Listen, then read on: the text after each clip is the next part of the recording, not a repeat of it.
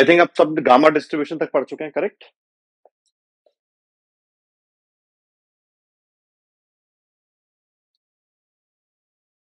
मेरी आवाज आ रही है?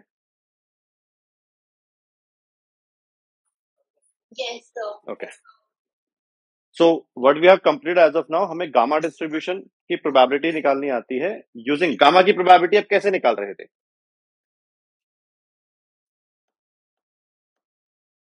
गामा की प्रोबेबिलिटीज हम कैसे निकाल रहे थे, बताओ?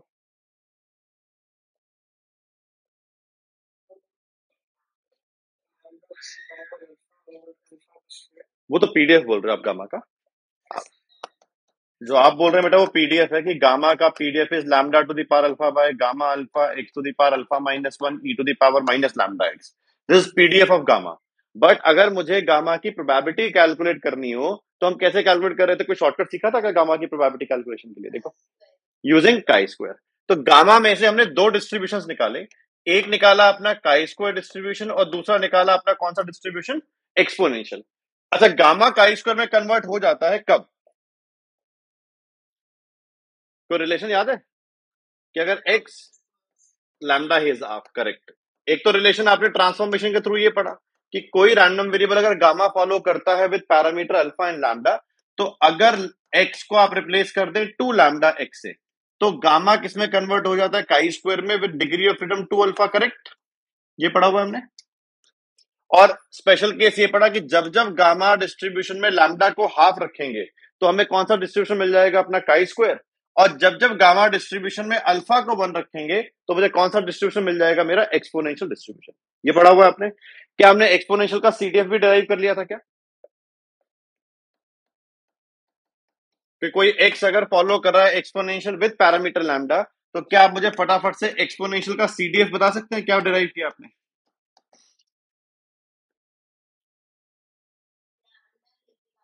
वो वो पीडीएफ बोल रहे हो बेटा आप। CDF is one minus E to the power minus lambda X. तो एक्सपोनेंशियल के लिए हमने लेस देन और ग्रेटर देन दोनों का फॉर्मूला बना लिया होगा कि लेस देन प्रोबेबिलिटी आ गई तो फर्स्ट फॉर्मूला यूज कर लेंगे, और ग्रेटर देन आ गई तो हम अपना सेकंड फॉर्मूला क्या करेंगे? यूज कर लेंगे। ये आपने पढ़ा हुआ है लास्ट क्लास में, करेक्ट। आज हम सबसे इंपॉर्टेंट डिस्ट्रीब्यूशन पढ़ने जा रहे हैं बेटा। Out of all the distributions which you have studied as of now, either discrete or continuous, the most important distribution is normal distribution. आपको दो तीन चैप्टर के बाद समझ में आ जाएगा क्यों नॉर्मल डिस्ट्रीब्यूशन सबसे इंपॉर्टेंट डिस्ट्रीब्यूशन है। गोइंग फॉरवर्ड आपको रिजल्ट पढ़ाए जाएंगे कि हर एक डिस्ट्रीब्यूशन को, वेदर इट इज डिस्क्रीट और it is continuous, I can convert it into normal distribution under certain conditions. तो हर एक डिस्ट्रीब्यूशन की प्रोबेबिलिटी को नॉर्मल के थ्रू कैलकुलेट करा जा सकता है अगर कुछ सर्टेन कंडीशंस मीट होती हैं। हालांकि कंडीशंस बाद में पढ़ेंगे। इसलिए नॉर्मल डिस्ट्रीब्यूशन की probability calculation becomes very very important. तो डाल लेंगे हेडिंग नॉर्मल डिस्ट्रीब्यूशन। तो आज की क्लास में हम तीन डिस्ट्रीब्यूशंस पढ़ेंगे। मेन नॉर्मल है, नॉर्मल की ही सब क्लास स्टैंडर्ड नॉर्मल पढ़ेंगे, एंड देन एक लॉग नॉर्मल डिस्ट्रीब्यूशन पढ़ेंगे, and then we will complete this chapter today only. So this is how we write normal distribution. X follows normal distribution with mean mu and variance sigma square. इसको English में पूरा लिख लेंगे कि X follows normal distribution with mean mu and variance sigma square.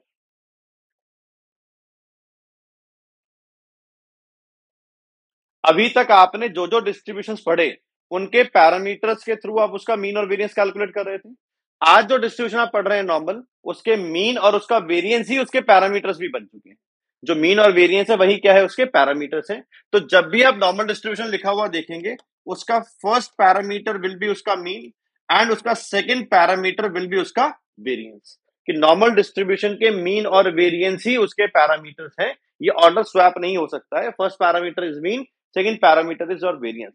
So I will always read it like this कि x follows normal distribution with mean mu and variance क्या आपका sigma square। अच्छा जी, अब इसका पीडीएफ देखते हैं कि for this particular normal distribution with parameters mu and sigma square, मेरा जो पीडीएफ होगा that is 1 by sigma multiplied by root pi e raised to the power minus half x minus mu by sigma का whole square. This is the PDF of normal distribution. And यहाँ पे जो random variable x है उसकी जो range होगी that is minus infinity to plus infinity.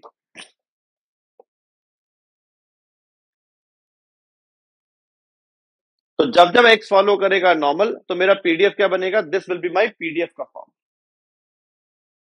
अच्छा, अभी तक आपने कंटिन्यूअस में क्या क्या डिस्ट्रीब्यूशन पढ़ लिए मेरे साथ? यूनिफॉर्म पढ़ा, यूनिफॉर्म के बाद आपने गामा पढ़ा, और गामा के बाद आपने एक्सपोनेंशियल पढ़ा। क्या आपको किसी भी केस में इंटीग्रेशन करने की जरूरत पड़ रही है टू कैलकुलेट द प्रोबेबिलिटी? देखो जाके पीछे, क्या यूनिफॉर्म के लिए हमने एक शॉर्ट फॉर्म बना लिया था? क्या बोल रहे थे लैंग्वेज? हर तरह की प्रोबेबिलिटी के लिए एक ही लैंग्वेज बोलनी है। कोई बोलेगा लैंग्वेज क्या थी?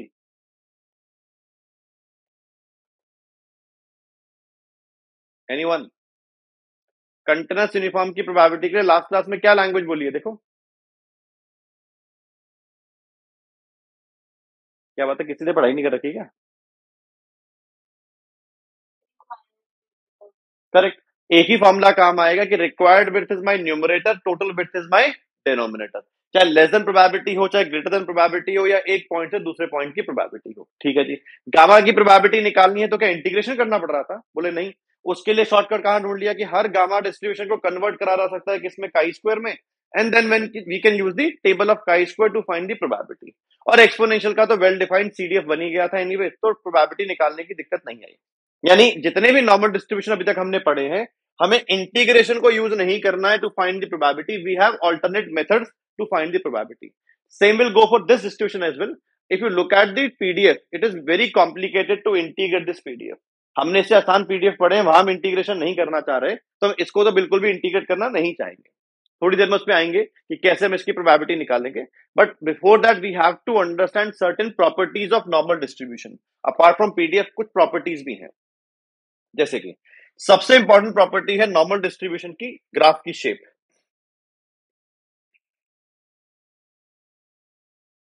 आप जो भी नॉर्मल डिस्ट्रीब्यूशन का कर्व बनाएंगे, that will always be a bell shaped curve. Proper bell shaped curve बनेगा आपका। इसको क्या बोलते हैं? This is my bell shaped curve. मंदिर में अगर आपने वो देखा हो कभी, तो जो घंटी होती है उसकी शेप अगर ऊपर से देखेंगे तो आपको ऐसे बेल शेप कर्व दिखाई देगी। हालांकि मेरा ग्राफ उतना नीट नहीं है, but this will be proper bell shaped curve आपका। अच्छा जी, कुछ चीजें अब यहां से समझनी है। नॉर्मल डिस्ट्रीब्यूशन का मीन क्या है? मीन क्या बोल दिया मैंने? क्या ऑलरेडी आपको मीन पता है इसका? अरे ऑलरेडी मीन पता है क्या? लिखा है क्या आपने अभी भी? म्यू। आप यही बोल रहे हैं कि x follows normal distribution with mean mu, तो मीन तो ऑलरेडी पता है। ठीक है जी। अब कुछ चीजें आपको समझनी है। अगर आपको याद हो, स्टार्टिंग में रैंडम वेरिएबल मैंने क्वेश्चन कराया था जहां पे इस तरह का ग्राफ बना था। किसी को याद है क्वेश्चन वाला? ये 0 था, ये 3 था, और हमने एक चीज स्टैब्लिश करी थी वहां पे कि अगर हम 1.5 पे इस ग्राफ को कट कर दे तो मेरे को मिरर इमेजेस मिल रही थी। 1.5 पे ग्राफ को कट कर रहे हैं तो क्या मिल रही है मेरे को? मिरर इमेजेस मिल रही है। मिरर इमेजेस का मतलब है जितना एरिया 1.5 से छोटा है, क्या उतना ही एरिया 1.5 से बड़ा है? यस और नो? क्या कर पा रहे हैं? ऐसे ग्राफ को हम नाम दे रहे थे कि ये मेरा सिमेट्रिकल ग्राफ है। वेयर पॉइंट ऑफ सिमेट्री क्या था? What is my point of symmetry here? 1.5 is my point of symmetry. This graph is also symmetrical, although मेरा ग्राफ उतना नीट नहीं है, बट इसको भी अगर मैं बीचों बीच से कट कर दूं तो I should see mirror images. I should see क्या? Mirror images. तो this graph is bell shaped as well as symmetrical. Bell shaped भी है और साथ में वो बेल शेप्ड नहीं है पर सिमेट्रिकल है। ये बेल शेप्ड भी है और सिमेट्रिकल भी है। ठीक है जी। ये कर्व सिमेट्रिकल है। इससे मीनिंग ये समझ में आता है कि इसको भी अगर बीचों बीच से काटेंगे तो हमें दो इक्वल एरियाज मिल जाएंगे। नॉर्मल डिस्ट्रीब्यूशन के अंदर ये बीचों बीच वाला पॉइंट जो हम बोल रहे हैं, दिस बीचों बीच वाला point, this is mu. This point is mu. तो कहने का मतलब है, अगर आपको याद हो तो मैंने आपको यहां पे सिखाया होगा कि 1.5 को आप मीडियन भी बोल सकते हैं। बेटा मीडियन मेरे रैंडम वेरिएबल की ऐसी वैल्यू है जहां से छोटा एरिया और जहां से बड़ा एरिया 0.5 में डिवाइड हो जाए। What is the total area under the graph? किसी भी पीडीएफ का टोटल एरिया कितना निकलता है बेटा? 1। अगर उस एरिया को डिवाइड करने के लिए ऐसा कोई पॉइंट मिल जाए जिससे छोटा एरिया और जिससे बड़ा एरिया दोनों 0.5 होंगे, तो उस पॉइंट को मीडियन बोल रहे हैं। तो यहां पर म्यू वो पॉइंट है जिससे छोटा एरिया और जिससे बड़ा एरिया दोनों ही क्या निकल के आएंगे? 0.5 निकल के आएंगे। तो नॉर्मल डिस्ट्रीब्यूशन की एक प्रॉपर्टी यहां से ये समझ में आ गई कि किसी भी नॉर्मल डिस्ट्रीब्यूशन में मीन से छोटा एरिया निकालिए या फिर मीन से बड़ा एरिया निकालिए, दोनों ही एरिया एग्जैक्टली क्या निकल के आएंगे? आपके 0.5 निकल के आएंगे। एंड दैट इज वाई ये म्यू जो मीन था ये मीडियन भी है, यानी नॉर्मल डिस्ट्रीब्यूशन का mean and median are same values, कि रैंडम वेरिएबल की जो मीन वैल्यू है वही उसकी मीडियन वैल्यू भी आती है। अब आता है तीसरा पॉइंट, किसी भी डिस्ट्रीब्यूशन का अगर मुझे मोड कैलकुलेट करना हो, किसी भी कंटिन्यूअस के लिए बात कर रहा हूं मैं, किसी भी कंटिन्यूअस पीडीएफ के लिए या कंटिन्यूअस रैंडम वेरिएबल के लिए अगर मुझे मोड कैलकुलेट करना है, तो वो रैंडम वेरिएबल की वो वैल्यू है जहां पे ग्राफ का पीक बनता है। अगर मैं यहां पे देखूं तो म्यू पे पीक बना हुआ है क्या ग्राफ का? क्या ग्राफ इससे ऊपर वैल्यू ले पा रहा है कभी, जो टॉप बना रखा है मैंने? नहीं ले पा रहा है। तो जो पॉइंट मेरे फंक्शन को मैक्सिमाइज कर दे, सिंपल भाषा में आप ऐसा लिख लूंगा, थोड़ी देर में लिखवा दूंगा, लिखना तो लिख लेना, for a continuous random variable, for a continuous random variable the value of x which maximizes the PDF, for a continuous random variable comma the value of x which maximizes the PDF is called the mode, is called the mode। आगे चल के Bayesian distribution में मुझे ये median और mode की calculation बहुत ज्यादा पढ़ानी है, अभी मैं बहुत ज्यादा डिटेल में नहीं जा रहा हूं, खाली समझा रहा हूं मैं आपको। तो अगर आपको बोला जाए मोड कौन सा पॉइंट है, वो ऐसा पॉइंट है एक्स की वैल्यू का जो हमारे पीडीएफ को क्या कर देगा, मैक्सिमाइज कर देगा, उस पॉइंट को मोड बोल रहे हैं। तो यानी नॉर्मल डिस्ट्रीब्यूशन एक ऐसा डिस्ट्रीब्यूशन है जिसका मीन पूछूं वो भी म्यू है, जिसका मीडियन पूछूं वो भी म्यू है, जिसका मोड पूछूं वो भी म्यू है, and this property is exhibit by every symmetrical graph, not only normal distribution. इस केस में भी अगर मैं देखूंगा मीन मीडियन मोड तीनों ही 1.5 आएंगे, ऑल्दो ये बेल शेप्ड नहीं है पर सिमेट्रिकल तो है। तो every symmetrical function will have mean equal to median equal to mode। Any doubt?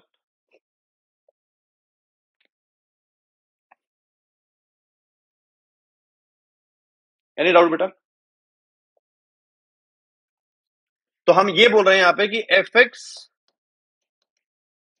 will be maximum कब? जब x किसके इक्वल हो?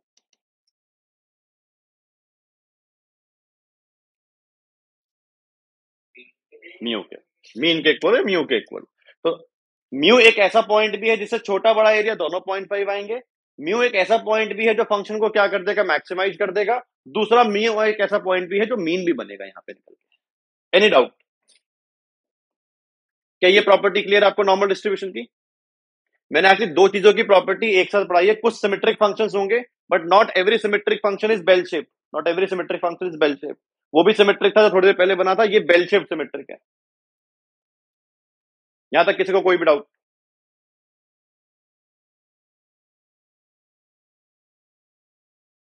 नहीं है? अच्छा, ये बात आप अभी तो ग्राफ से देख रहे हैं ना, इस बात को मैथमेटिकली कैसे प्रूव करेंगे, चलो, कि म्यू मोड बनेगा। मैक्सिमम मिनिमम याद है किसी को? अगर मुझे किसी फंक्शन का वो पॉइंट ढूंढ, एक्स का वो पॉइंट ढूंढना जो फंक्शन को मैक्सिमाइज कर दे, तो मैं कैसे जा सकता हूं? मैक्सिमम मिनिमा का क्या लॉजिक होता था? बोलो सर, पहले आप फर्स्ट डेरिवेटिव निकालिए, जीरो के इक्वेट करिए, that will give you turning point. अब वो टर्निंग पॉइंट या तो मैक्सिमा का होगा या मिनिमा का होगा, तो उसके लिए हम चेक करने के लिए क्या करते थे, सेकंड डेरिवेटिव निकालते थे। सेकंड डेरिवेटिव कैसा आना चाहिए? वो टर्निंग पॉइंट पर अगर सेकंड डेरिवेटिव नेगेटिव आ रहा है तो वो टर्निंग पॉइंट मैक्सिमा का है, और उस टर्निंग पॉइंट पर अगर सेकंड डेरिवेटिव पॉजिटिव आ रहा है तो वो टर्निंग पॉइंट मिनिमा का है। अच्छा, एक चीज मैं आपको और सिखा देता हूं। मुझे एक बात बताइए बेटा, मान लो सपोज मैं ऐसे बोल रहा हूं, F X is maximum when X is equal to A. इसका मीनिंग क्या है कि जब मैं फंक्शन में एक्स की जगह पर ए रिप्लेस करूंगा, फंक्शन अपनी मैक्सिमम वैल्यू ले रहा होगा। तो दिस इंप्लाइज कि log of F X is maximum when X is equal to A. ये भी आपको ध्यान में रखना है। log एक इंक्रीजिंग फंक्शन है बेटा। इंक्रीजिंग फंक्शन का मतलब है जो बिहेवियर एक्स का होगा वैसा ही बिहेवियर उसकी log वैल्यूज का भी होगा। तो जिस पॉइंट पर फंक्शन मैक्सिमम होगा उसी पॉइंट पर फंक्शन का log भी क्या निकलेगा, मैक्सिमम निकलेगा। यस और नो? अरे हाँ ना बोलो भाई। सो एट टाइम्स हम क्या करेंगे सिलेबस में आगे, एफ एक्स को मैक्सिमाइज करने की बजाय log एफ एक्स को मैक्सिमाइज कर देंगे, कि वो पॉइंट ढूंढ ले जहां पे log एफ एक्स मैक्सिमाइज हो रहा है, क्योंकि पॉइंट तो दोनों के लिए क्या आना है, सेम निकल के आना है। फायदा क्या होता है, जैसे अभी चीजें पावर में बैठी हुई हैं, log लेने से क्या होगा,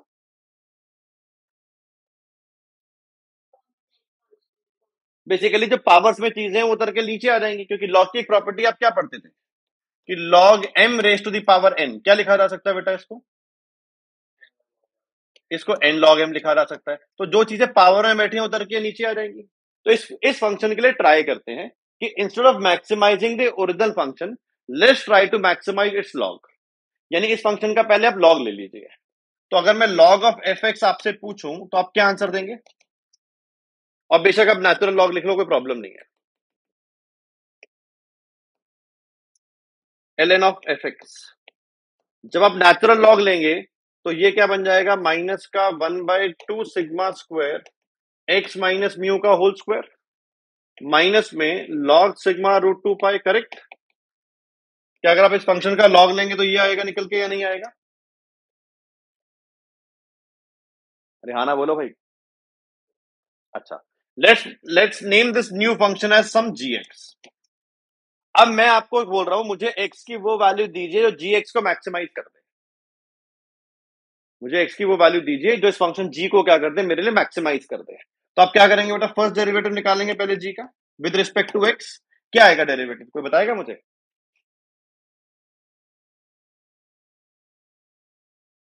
डेरिवेटिव बोलो भाई। बोलो सर, -1/2 सिग्मा स्क्वायर तो कांस्टेंट है, इसका derivative twice of x minus mu into -1, ये निकल के आएगा क्या? टर्निंग पॉइंट बताओ यहां से क्या निकल रहा है? क्या करते हैं? फर्स्ट डेरिवेटिव को जीरो के इक्वेट करते हैं ना, इसको जीरो के इक्वेट करके एक्स की क्या वैल्यू आ रही है मुझे ये बताइए।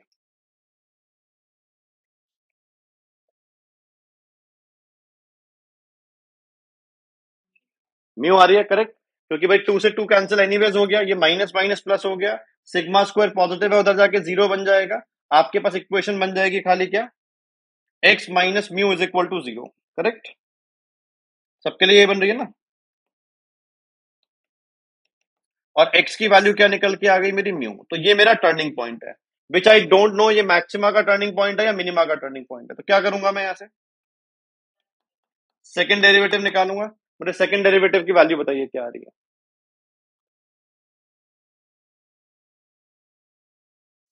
आप चाहो तो इस फंक्शन को यहाँ पे ऐसा लिख लो, फंक्शन आपका ये है twice of x minus mu divided by 2 sigma square. 2 से 2 तो कैंसिल ही एनीवेज आपका। जब आप उस फंक्शन का डेरिवेटिव लेंगे तो एक्स का डेरिवेटिव 1, क्या 1 बाय सिग्मा स्क्वायर आ रहा है?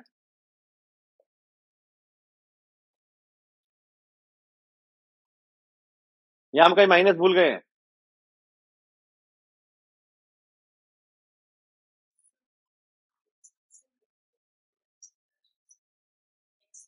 सॉरी, हाँ, मैं गलती से म्यू के रिस्पेक्ट में डेरिवेटिव लेता सोच रहा था, तो एक माइनस की गलती है हमारी का। तब भी आंसर यही आएगा मेरा, बट ये चीज क्या बन जाएगी मेरी फिर? जब हम सेकंड डेरिवेटिव लेंगे तो मेरा फंक्शन अब है minus of x minus mu by sigma square which is -1 by sigma square less than zero. Correct? तो मेरा सेकंड डेरिवेटिव नेगेटिव आ रहा है क्या?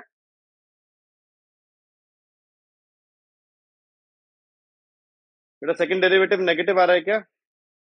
विच प्रूव्स क्या? ये जो टर्निंग पॉइंट आपने ऊपर निकाला वो मैक्सिमा का है कि मिनिमा का है? मैक्सिमा का। यानी एक्स की वैल्यू जब म्यू के इक्वल होगी, that will maximise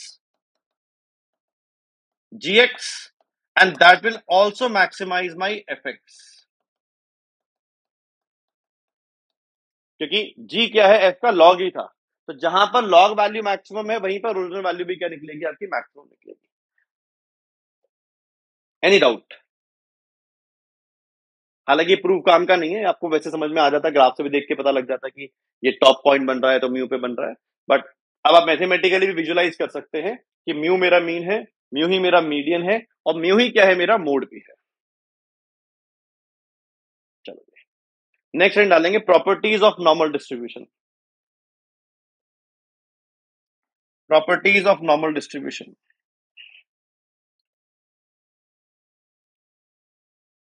first property तो वही दोबारा लिख लेंगे अपने लिए कि किसी भी नॉर्मल डिस्ट्रीब्यूशन में म्यू से छोटा एरिया और म्यू से बड़ा एरिया दोनों ही एग्जैक्टली क्या निकल के आएंगे? 0.5 निकल के आएंगे। जितना एरिया म्यू से छोटा होगा उतना ही एरिया म्यू से बड़ा भी होगा, और वही मिड पॉइंट भी है मेरे ग्राफ का। चलो अब ध्यान से सुनेंगे नेक्स्ट प्रॉपर्टी। नेक्स्ट प्रॉपर्टी में ग्राफ पूरा बनाना पड़ेगा आपको। एक सिक्स सिग्मा रूल है। सिक्स सिग्मा रूल किसी ने पहले सुना हुआ है बाई चांस? नहीं सुना हुआ क्या? चलो कोई बात नहीं, आप सुन लेना ध्यान से और ध्यान से समझना इस चीज को, सिक्स सिग्मा का मीनिंग क्या है। तो नॉर्मल डिस्ट्रीब्यूशन की एक प्रॉपर्टी ये है कि अगर आप मान लो म्यू से सिग्मा राइट ट्रैवल करते हैं और सिग्मा ही पॉइंट्स लेफ्ट ट्रैवल करते हैं, ठीक है, तो अगर मैं अभी म्यू पे खड़ा हूं तो जब मैं सिग्मा पॉइंट्स राइट में ट्रैवल करूंगा तो मेरी वैल्यू क्या होनी चाहिए यहाँ पे एक्स की? मैं सिग्मा पॉइंट राइट में गया हूं, ये पॉइंट म्यू है, तो ये पॉइंट क्या होना चाहिए? Not x plus mu, mu plus sigma. और सिग्मा ही पॉइंट आप लेफ्ट में ट्रैवल कर रहे हो, तो ये पॉइंट क्या होगा? म्यू माइनस सिग्मा, करेक्ट है ना? कि ये म्यू प्लस सिग्मा है, ये म्यू माइनस सिग्मा है। अच्छा, कहते क्या कि ये जो एरिया है ये अप्रोक्सीमेटली 34% निकलेगा। कोई भी म्यू सिग्मा के कॉम्बिनेशन आप लेना, मैं आपको प्रूव भी करा दूंगा थोड़ी देर के अंदर इस बात को, कि अगर आप मीन म्यू रखते हैं और सिग्मा स्टैंडर्ड डेविएशन रखते हैं तो वन स्टैंडर्ड डेविएशन राइट में जाइए, वन स्टैंडर्ड डेविएशन लेफ्ट में आइए, जो आप एरिया कवर करेंगे, अगर ये एरिया रफली 34% है तो what can you say about this area? तो वो भी सेम ही होना चाहिए, क्योंकि ग्राफ क्या है मेरा? सिमेट्रिकल ग्राफ है, मिरर इमेजेस हैं एक दूसरे की। तो अगर मैं मिरर से सेम डिस्टेंस ट्रैवल कर रहा हूं तो मेरा एरिया भी क्या कवर होना चाहिए? सेम कवर होना चाहिए। ठीक है, कहते हैं हम सिग्मा और राइट में चले जाते हैं और सिग्मा और लेफ्ट में आ जाते हैं, ये पॉइंट क्या कहलाएगा? राइट वाला म्यू प्लस 2 सिग्मा, लेफ्ट वाला क्या कहलाएगा? Mu minus 2 sigma. कहते हैं ये जो एरिया है, पहली बात, अब जो एरिया आप कवर कर रहे हैं, अगर पहला वाला 34% था तो अब वाला एरिया 34% से कम होना चाहिए कि ज्यादा होना चाहिए? कम। एरिया अंडर दी कर्व निकालते हैं बेटा। अगर यहाँ पे देखें विड्थ वही है, यहाँ भी विड्थ वही है, लेकिन यहाँ हाइट ज्यादा थी तो ज्यादा एरिया कवर कर पा रहा था ना। अब अगर मैं हाइट देखूंगा कर्व, ऊपर तक थोड़ा जा पा रहा हूँ, अब तो मुझे यहीं पे रुकना पड़ रहा है, तो कम होगा कि ज्यादा होगा? ज्यादा। कम। कम होगा भाई, विड्थ तो सेम ही है। अब ध्यान समझो, अगर विड्थ सेम है, एरिया कैलकुलेट करना है, विड्थ वही है लेकिन पहले ऊपर तक जा रहा था, तो पूरा एरिया अंडर दी कर्व ये कैलकुलेट हो रहा था। लेट मी शेड दैट, ये था पहले एरिया अंडर दी कर्व। अब जो एरिया निकाल रहे हो वो ये वाला निकाल रहे हो। अब देखो येलो बड़ा है कि व्हाइट वाला बड़ा था? व्हाइट बड़ा है, तो येलो में एरिया मेरा नेचुरली कम है, तो कहते हैं ये जो एरिया है ये रफली 14% होगा। ये एग्जैक्टली निकलेगा, किसी म्यू सिग्मा के लिए 14% से थोड़ा कम होगा, थोड़ा ज्यादा होगा, बट अप्रोक्सीमेटली वैल्यूज आप यहाँ पे लिख रहे हैं। और ये भी क्या होगा? अप्रोक्सीमेटली 14% होगा। कह रहा सिग्मा और ट्रैवल कर लीजिए, और इधर भी सिग्मा और ट्रैवल कर लीजिए, क्या ये वैल्यूज मिलेंगी? अब एरिया 14% से कम कवर हो रहा है कि ज्यादा कवर हो रहा है? और कम हो गया ना अब तो कहते हैं ये एरिया जो है वो रफली 2-2% है। मेरा ग्राफ बहुत नीट नहीं है इसलिए थोड़ा ज्यादा यहाँ दिख रहा है, कम दिख रहा है, बट आप समझ जाएंगे बात को कि वैल्यू लगभग क्या है हमारी, सेम निकल के आ रही है। अच्छा जी, कितना हो गया टोटल एरिया? चेक करना, जो मैंने परसेंटेज लिखी है यहाँ पे 50-50 हो गया, तो टोटल 100% कवर कर चुका हूँ क्या? कि म्यू से छोटा रफली 50, म्यू से छोटा तो एग्जैक्ट 50 निकलेगा, इसमें कोई दिक्कत नहीं है, बट ये परसेंटेजेस जो हैं वो अलग अलग म्यू सिग्मा के कॉम्बिनेशन के लिए थोड़ा कम थोड़ा ज्यादा हो सकती है। These are approximate numbers. Now अगर आप स्टार्टिंग में जाएं ध्यान से, तो मैंने आपको रैंडम वेरिएबल की रेंज क्या लिखवाई हुई है? माइनस इंफिनिटी से प्लस इंफिनिटी। और इस ग्राफ को देखें तो कहां से कहां तक में पूरा एरिया कवर हो गया? बोलो। नहीं, ये माइनस इंफिनिटी प्लस इंफिनिटी तो लिखा नहीं मैंने तो म्यू माइनस 3 सिग्मा लिखा है, म्यू प्लस 3 सिग्मा लिखा है। आई हैव नॉट रिटन यहाँ पे माइनस इंफिनिटी, यहाँ पे प्लस इंफिनिटी। तो ये आपका क्वेश्चन आना चाहिए था कि सर पहले तो आप ये बोल रहे हो कि माइनस इंफिनिटी से प्लस इंफिनिटी अगर पीडीएफ को इंटीग्रेट करूंगा तो एरिया बनाएगा। यहां पर आप ये बोल रहे हो कि म्यू माइनस 3 सिग्मा से म्यू प्लस 3 सिग्मा अगर आप कवर करते हो पीडीएफ का एरिया तो आंसर बनाएगा। बट ये जो वन मैं बोल रहा हूं ये अप्रोक्सीमेटली बना है, कि हर परसेंटेज मैंने क्या बोली, अप्रोक्सीमेट परसेंटेज है। These are not exact percentages जो यहाँ पे लिखी गई है। जो बचा कुचा एरिया है ना, बहुत थोड़ा सा एरिया बचेगा, वो कहां कब कवर हो पाएगा? जब माइनस इंफिनिटी से प्लस इंफिनिटी जाएंगे। Any doubt?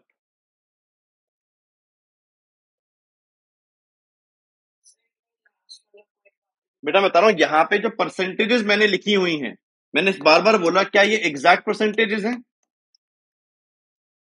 मैंने बोला कभी 34 से कम रह जाएगा, कभी ज्यादा हो जाएगा।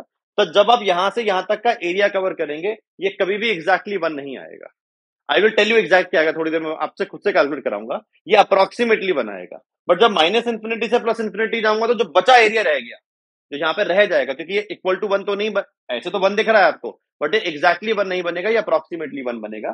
तो जो बचा कुचा एरिया, छोटा छोटा 0.3% ऐसा कुछ एरिया रह जाएगा, वो कब कवर होगा? जब माइनस इंफिनिटी से प्लस इंफिनिटी जाएंगे। तो थोड़ी देर में जब मैं आपको प्रोबेबिलिटी कैलकुलेशन सिखाऊंगा, तब मैं यहां से यहां तक की कैलकुलेशन आपसे कराऊंगा कोई पैरामीटर्स को लेके, and then you can verify कि आंसर एग्जैक्टली 1 आ रहा है कि अप्रोक्सीमेटली 1 आ रहा है।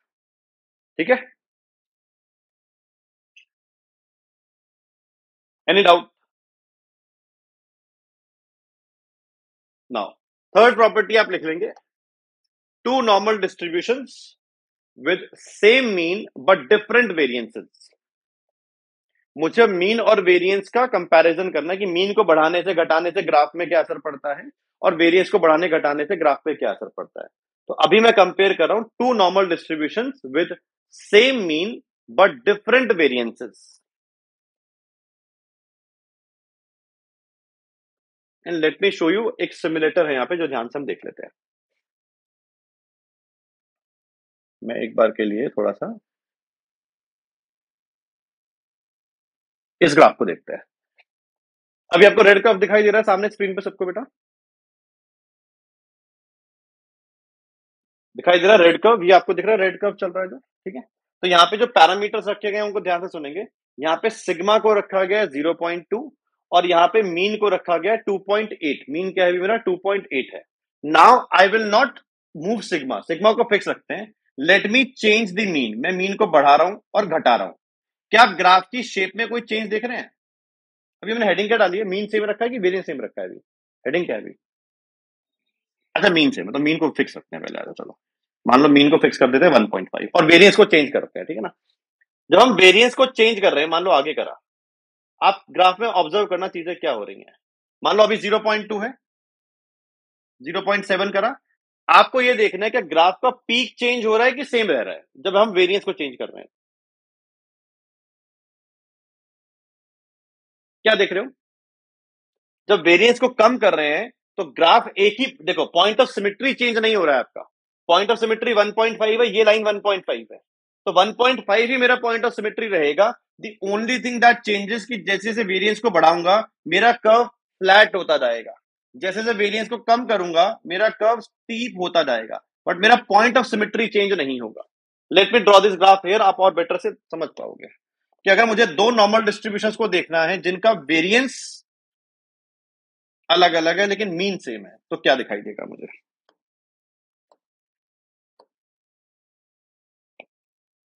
सपोज मेरे पास एक रैंडम वेरिएबल एक्स है जो नॉर्मल सपोज 50, 100 डिस्ट्रीब्यूशन फॉलो करता है, और सपोज ये उसका ग्राफ है, तो इसका मिड पॉइंट क्या होगा? पी कहां पे बन रही होगी इस डिस्ट्रीब्यूशन की? 50 पे बन रही होगी। प्रॉपर्टी है भाई नॉर्मल की, मीन कहां पे है? 50 पे, ठीक है। Now I am talking about another normal distribution से वाई, जिसका मीन तो 100 ही है लेकिन वेरिएंस सपोज बढ़ के 150 हो गया। वेरिएंस बढ़ गया तो स्प्रेड बढ़ गया, वेरिएंस बढ़ गया तो क्या बढ़ गया? स्प्रेड बढ़ गया। स्प्रेड बढ़ने से मैं क्या ऑब्जर्व करूंगा कि ग्राफ अब कुछ ऐसा दिखाई देगा। Again is not that neat, but आप समझ जाएंगे कि मीन तो अभी भी 50 रखना था। सॉरी मैंने यहाँ पे इसको 50 बोलना चाहिए मुझे। 50, 150 मीन से हमें क्या चेंज करना था? मैं बार बार ये भूल जा रहा हूँ, सॉरी। हम क्या देख रहे हैं topic? Mean same and variance different ना? हाँ फिर तो ठीक है, फिर तो ठीक लिखा था। हाँ, तो मीन सेम रखा 50, वेरिएंस बढ़ गया। वेरिएंस बढ़ गया तो मेरे ग्राफ का क्या बढ़ गया? स्प्रेड बढ़ गया। तो हमने क्या देखना है कि जब जब आप नॉर्मल डिस्ट्रीब्यूशन के वेरिएंस को चेंज करेंगे, मीन को फिक्स रखेंगे, तो एक ही पॉइंट के अराउंड या तो कर्व स्टीप हो जाएगा। अच्छा मैं वेरिएंस को कम कर देता हूं एक काम से। सपोज कोई जेड है, जेड नहीं यूज कर सकता, जेड स्टैंडर्ड नॉर्मल है। सपोज कोई डब्ल्यू है जो फॉलो करता है नॉर्मल 50, 50। अब बताइए वेरिएंस पहले से कम हो गया कि ज्यादा हो गया? कम हो गया। तो आप देखेंगे जो ग्राफ बनेगा वो और थोड़ा सा स्टीप बनेगा। टोटल एरिया क्या रखना है अपने को? एग्जैक्टली 1 रखना है। यहाँ थोड़ा, यहाँ तो थ्री सिग्मा की बात नहीं कर रहे ना, यहाँ तो पूरे ग्राफ की बात कर रहे हैं। तो अगर मैं किसी चीज को पकड़ के ऐसे खींचूंगा तो टेक्निकली एरिया बढ़ना चाहिए, तो उसको कंपनसेट कर रहे हैं हाइट को कम करके। येलो वाले ग्राफ में हम क्या कर रहे हैं, पकड़ के ऐसे खींच रहे हैं। जब पकड़ के ऐसे खींच रहे हैं तो वेरिएंस बढ़ जा रहा है, लेकिन पीक जो मिड पॉइंट है वो तो चेंज नहीं कर सकता हूं। तो इसलिए ग्राफ ऊपर से कहां की तरफ शिफ्ट हो रहा है, नीचे की तरफ शिफ्ट हो रहा है। जब मुझे वेरिएंस को कम करना है तो ग्राफ को ऐसे पकड़ के खींच रहा हूं, क्योंकि नीचे से एरिया कम हो गया तो कंपनसेट कब होगा, ऊपर बढ़ के कंपनसेट होगा। टोटल एरिया फिक्स कितना रहने वाला है? 1। तो जब भी आप क्या देखेंगे, क्या मैं यहां सर ऐसे बोल सकता हूं, higher the variance flatter will be the curve, बोल सकता हूं क्या ऐसा? जितना वेरिएंस को इंक्रीज करेंगे, आप ऐसे खींचेंगे पकड़ के, तो कर्व फ्लैट होता जाएगा या नहीं होता जाएगा? यस और नो बोलो। वो यहां भी देख सकते हो। देखो जब 0.1 रखा वेरिएंस को तो यहां तक पीक जा रहा है, और बढ़ा दिया नीचे आ गया, फ्लैट हो गया क्या कर्व पहले से? देखना। तो जैसे जैसे आप वेरिएंस को इंक्रीज करेंगे वैसे वैसे आपका कर्व क्या होता जाएगा, फ्लैट होता जाएगा। जैसे जैसे आप वेरिएंस को कम करेंगे आपका कर्व क्या होता जाएगा, स्टीप होता चला जाएगा। You can write both the languages if you want. कि higher the variance flatter will be the curve, smaller the variance हमारा कर्व कर्व क्या होगा, उतना ही पीक पे होगा।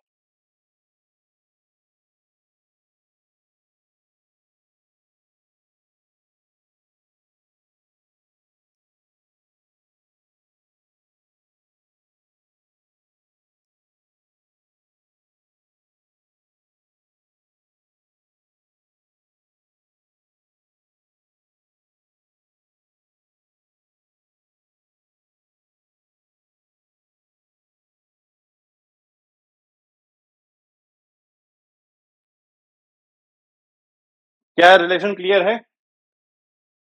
तो दो नॉर्मल डिस्ट्रीब्यूशन जिनका मीन सेम है बट वेरिएंस डिफरेंट है, तो वेरिएंस को चेंज करने से कभी भी मेरा मिड पॉइंट चेंज नहीं होगा, वो फिक्स रहेगा। या तो कर्व फ्लैट होता जाएगा या कर्व और पीक पे जाता जाएगा। Any doubt? अब नेक्स्ट प्रॉपर्टी लिखेंगे, two normal distributions with different means but same variances. अब मीन को सेम रखेंगे और वेरिएंस को डिफरेंट कर देंगे।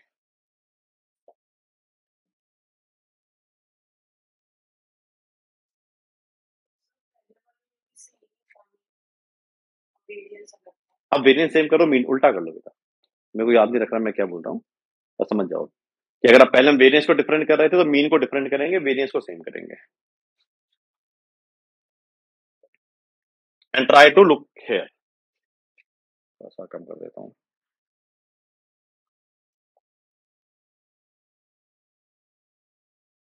अभी हम क्या ध्यान से ऑब्जर्व करेंगे, अभी हमें वेरिएंस को फिक्स रखना है, ठीक है। वेरिएंस को फिक्स रखने का मतलब स्प्रेड फिक्स रहेगा कि चेंज होगा? स्प्रेड फिक्स रहेगा।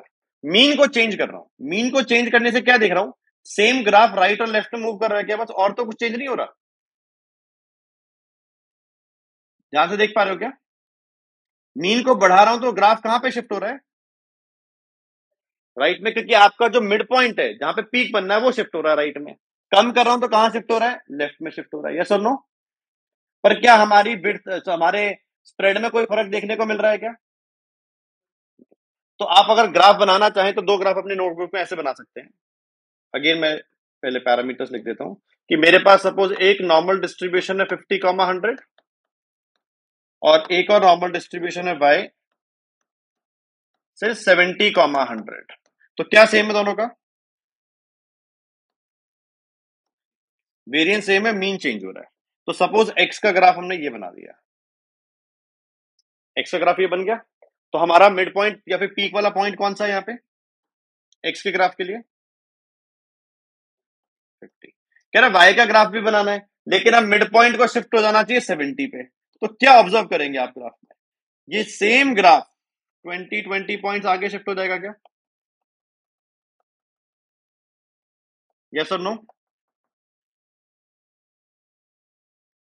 ना स्प्रेड में कोई चेंज आएगा, तो as it is graph 20 units right में शिफ्ट हो गया। वहीं पर अगर आप सपोज कोई डब्ल्यू ले लेते हैं जो सपोज नॉर्मल 40, 100 फॉलो कर रहा है, तो एक्स का ग्राफ क्या as it is 10 units left में शिफ्ट हो जाएगा, यस और नो?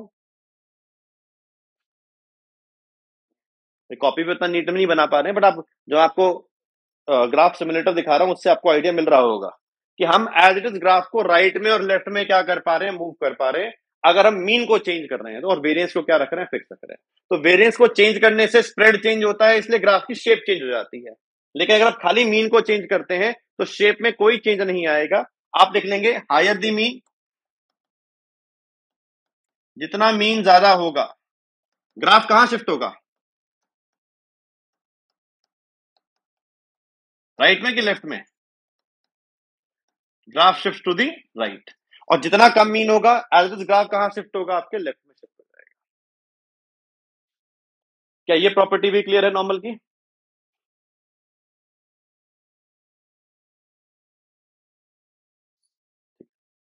ये बहुत कम आपको काम आएगी एग्जाम में, बट कमेंट्स करते वक्त कि दो नॉर्मल डिस्ट्रीब्यूशन को कंपेयर कर रहा हूं तो मैं इजीली कंपेयर कर सकता हूं अगर मुझे प्रॉपर्टीज याद होंगी तो। चलो जी, एक बार के लिए नॉर्मल डिस्ट्रीब्यूशन से ब्रेक ले रहे हैं। मुझे पता है कि अभी हमने नॉर्मल की प्रोबेबिलिटी निकालना नहीं सीखी है, क्योंकि उसका रास्ता खुलेगा स्टैंडर्ड नॉर्मल के थ्रू। तो पहले हम चल रहे हैं स्टैंडर्ड नॉर्मल पे, फिर वापस आएंगे नॉर्मल पे, और फिर मैं आपको सिक्स सिग्मा रूल दोबारा समझाऊंगा अभी होता क्या है। अभी तो खाली आपने विजुअलाइज करा है। सो नेक्स्ट हेडिंग डालेंगे आप स्टैंडर्ड नॉर्मल डिस्ट्रीब्यूशन।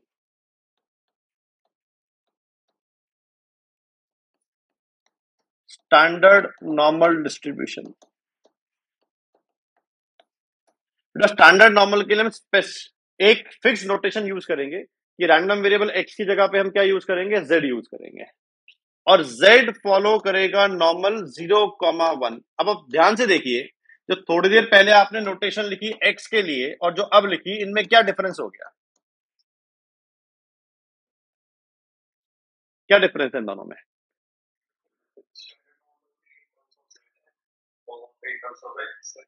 एक तो x और z चेंज हो गया, वो तो अलग बात है बेटा। मेनली आप ये देखेंगे कि मैंने एक नॉर्मल डिस्ट्रीब्यूशन को उठाया और उसके मीन को फिक्स कर दिया कितना, 0, और एक वेरिएंस को कितना फिक्स कर दिया मैंने, 1। यस और नो? जब हम नॉर्मल डिस्ट्रीब्यूशन पढ़ रहे हैं तो मीन की कोई भी वैल्यू हो सकती है, सिग्मा स्क्वायर की कोई भी वैल्यू हो सकती है। लेकिन जब हम स्टैंडर्ड नॉर्मल पढ़ रहे हैं तो मीन को 0 होना पड़ेगा और स्टैंडर्ड डिविएशन या वेरिएंस को क्या होना पड़ेगा, 1 होना पड़ेगा। They can not take any other value. So if I write a normal, suppose मैंने ये लिखा 50, 100, तो गारंटेड इसको नॉर्मल बोलोगे, स्टैंडर्ड नॉर्मल बोलोगे? ये नॉर्मल है। लेकिन मैंने सपोज जेड नहीं लिखा, लिखा एक्सी, लेकिन लिख ऐसे दिया, तो भी ये कौन सा डिस्ट्रीब्यूशन है, तो भी स्टैंडर्ड नॉर्मल ही है। जेड में जानबूझ के यूज कर रहा हूं, बुक की नोटेशन है, ऐसा नहीं एक्स के साथ नहीं लिख सकता हूं, लिख सकता हूं उसके साथ भी, बट बुक की नोटेशन को हम फॉलो कर रहे हैं। हम एक्स की जगह पे क्या यूज कर रहे हैं, यहाँ पे जेड यूज कर रहे हैं। तो मुझे ये बताइए, क्या आप मुझे जेड का पीडीएफ लिख के दे सकते हैं आसानी से? क्या एक्स का पीडीएफ एड्रेस काम आ जाएगा, यस और नो? हर म्यू की जगह क्या रिप्लेस करोगे, 3 रिप्लेसमेंट करने पड़ेंगे। हर एक्स को किससे रिप्लेस करूंगा, जेड से। हर म्यू को किससे रिप्लेस करूंगा, 0 से। हर सिग्मा को किससे रिप्लेस करूंगा, 1 से। बताइए मुझे क्या बन रहा है?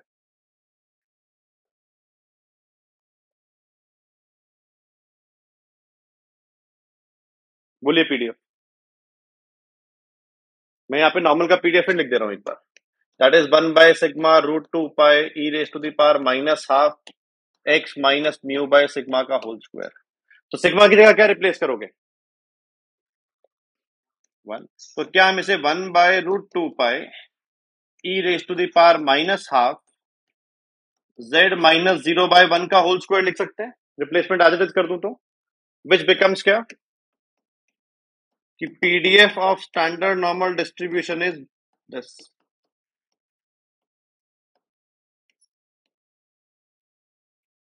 जहां पे अगेन z की वैल्यू -∞ से +∞ कुछ भी हो सकती है। और मुझे फिर ये भी बता दीजिए,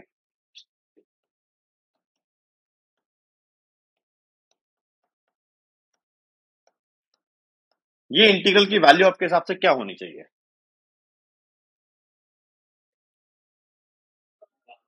ध्यान से। क्या इसमें मैंने 1/√2 पाई लिखा है साथ में? बेटा क्या इंटीग्रल के अंदर 1/√2 पाई है? जो पीडीएफ का हिस्सा है वो तो नहीं लिखा ना मैंने। हाँ, अगर मैं ये लिख देता कि सर ये √2 पाई से डिवाइड हो रहा है तो आपका आंसर बनाता है, यस और नो? तो अब बताइए, जो मैंने पहले लिखा, मैंने ये लिखा था, अब इसका आंसर क्या लिखूं? √2 पाई। इसको ध्यान रखेंगे, इसको बोलते हैं यूलर्स इंटीग्रल। इसकी वैल्यू फिक्स है कि अगर आप माइनस इंफिनिटी से प्लस इंफिनिटी तक e⁻½ z² x² कुछ भी लिखो, z और x से फर्क नहीं पड़ता है, उसका आंसर क्या निकल के आएगा? आपका √2 पाई। तो यू शुड रिमेंबर दिस। वैसे अगर आप स्टैंडर्ड नॉर्मल के पीडीएफ का ही फॉर्मूला ध्यान में रख लेंगे तो आप आसानी से उसको भी याद रख सकते हैं, कोई दिक्कत नहीं है। इसका नाम है यूलर्स इंटीग्रल। चलिए,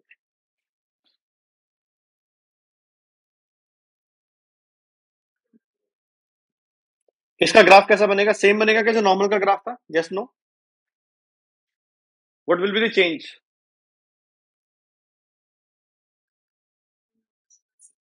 कि बोले सर आप मिड पॉइंट क्या हो गया? जीरो हो गया। पता है जीरो मिड पॉइंट बहुत काम की चीज है। इसके इससे बहुत फर्दर प्रॉपर्टीज बनेंगी, समझाता हूँ प्रॉपर्टीज क्या होंगी। पर अभी के लिए क्या ये चीज क्लियर है यहां पर भी कि जितना एरिया जेड में जीरो या जीरो से छोटा होगा, क्या उतना ही एरिया जेड का जीरो से बड़ा होगा? Yes no? जो एरिया जीरो से छोटा है वही एरिया जीरो से बड़ा भी है, यस नो? और कितना होगा ये एरिया? 1 नहीं, 0.5। 50% ना, आधा इधर है आधा इधर है ना, तो दोनों एरिया किसके इक्वल होंगे? 0.5 के इक्वल होंगे। अच्छा जी, तो मुझे अब ये बताइए,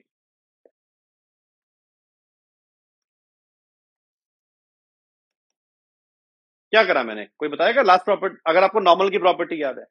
अगर मैं इसका सिग्मा देखूं, सिग्मा कितना है इसका? 1 है। तो मैं सिग्मा राइट में गया, सिग्मा लेफ्ट में गया।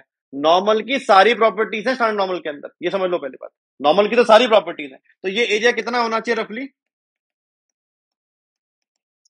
होना चाहिए नहीं होना चाहिए? तो अगर मैं आपको बोलूं probability of -1 less than Z less then +1, तो आप अप्रोक्सीमेटली किसके इक्वल आंसर लिखेंगे यहाँ पे? 0 पॉइंट कितना?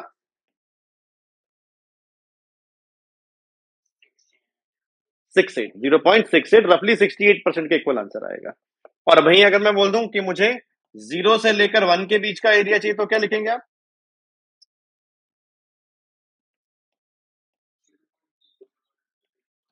तो जो, अगेन आई एम रिपीटिंग, जो नॉर्मल की प्रॉपर्टीज है वो सारी स्टैंडर्ड नॉर्मल के अंदर है, कुछ नई है। वो नई क्या वो बता दूंगा भाई। अगेन मैं सिग्मा राइट गया, सिग्मा लेफ्ट गया, क्या +2 -2 पहुंच जाऊंगा? ये एरिया कितने कितने होंगे? तो गिव मी द आंसर कि अगर मैं आपसे probability -2 less than Z less then +1 पूछता हूं, तो अप्रोक्सीमेटली किसके इक्वल आंसर देंगे आप मुझे?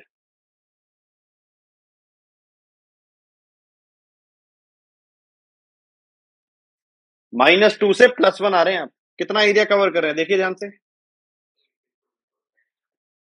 अब 0.82, ये एग्जैक्ट एरिया नहीं है, एग्जैक्ट निकलवाऊंगा अभी थोड़ी देर में, तब आप देखेंगे क्यों मैं यहां अप्रोक्सीमेट लिख रहा हूं। और ऐसे ही आप क्या लिख सकते हैं कि अगर हम 3 पे और -3 पे आ जाएं, तो रफली कितना कितना एरिया कवर कर लेंगे? 2-2% एरिया और कवर कर लेंगे। And you can write those numbers as well, कोई दिक्कत नहीं है। तो नॉर्मल की प्रॉपर्टी यहां भी फॉलो हो रही है।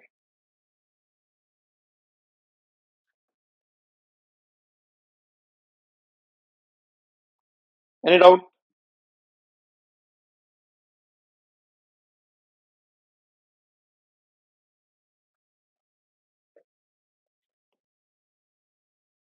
अच्छा, अब आती है कुछ अलग प्रॉपर्टी जो नॉर्मल में नहीं है लेकिन यहां पर है, और उसका रीजन आप देंगे मुझे थोड़ी देर में, क्यों ये नॉर्मल के अंदर एग्जिस्ट नहीं कर रही है पर स्टैंडर्ड नॉर्मल में कर रही है।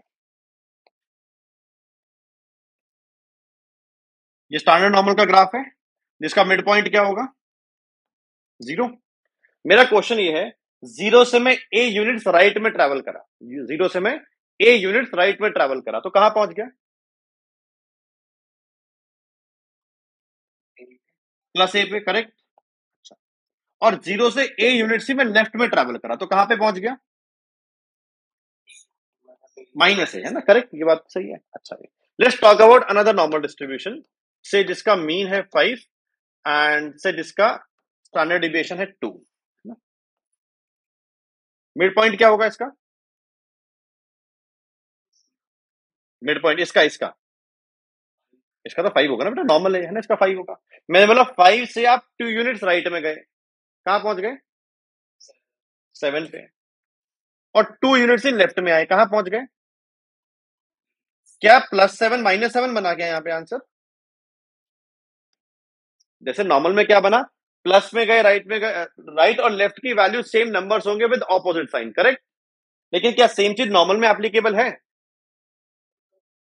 बोला नहीं सर, क्योंकि नॉर्मल में तो मिड पॉइंट 0 नहीं है ना भाई, 0 के ही अंदर ये खासियत है कि 0 से राइट में जाए और लेफ्ट में जाए तो सेम नंबर्स मिलेंगे with opposite sign, but same is not applicable for any other number, yes और नो? अच्छा जी, तो मुझे ये बताइए, इस ग्राफ को देख के जो एरिया मुझे राइट साइड में +a से बड़ा दिखाई दे रहा है, वही एरिया क्या लेफ्ट साइड में -a से छोटा दिखाई दे रहा है, यस और नो? तो स्टैंडर्ड नॉर्मल के अंदर एक एक्स्ट्रा प्रॉपर्टी ये आ गई कि जो एरिया z का -a से छोटा होगा वही एरिया z का +a से बड़ा होगा, and this is a very very important result given the table we have. हमारी जो एक्चुअल टेबल है वो एक पर्टिकुलर वैल्यूज को ही आंसर देती है, और वहां पे इस रिजल्ट का application becomes very very important. ये चीज नॉर्मल के अंदर एग्जिस्ट नहीं कर रही है, उसका लॉजिक क्लियर है आपको यहाँ पे? क्या यहाँ पे बोल सकता हूँ जो एरिया 7 से बड़ा वही -7 से छोटा होगा, बोल सकता हूँ? नहीं, पर वो चीज मैं नॉर्मल में बोल सकता हूँ, स्टैंडर्ड नॉर्मल में बोल सकता हूँ, क्योंकि उसका मिड पॉइंट क्या है? 0 है। तो this additional property makes standard normal bit different from your normal distribution. That is not very different, but because of 0 mid point आपको ये फायदा मिल जाता है।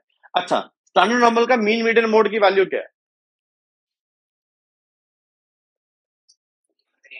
तीनों ही चीजें क्या है आपकी? 0। तो स्टैंडर्ड नॉर्मल का मीन भी 0 है, मीडियन भी 0 है, एंड आपका मोड भी 0 है। यहां तक किसी को कोई डाउट पहले तो बता दो, प्रॉपर्टीज क्लियर है? चलो, अब नेक्स्ट सेकंड डालेंगे, how to find probabilities of standard normal distribution. How to find probabilities of standard normal distribution.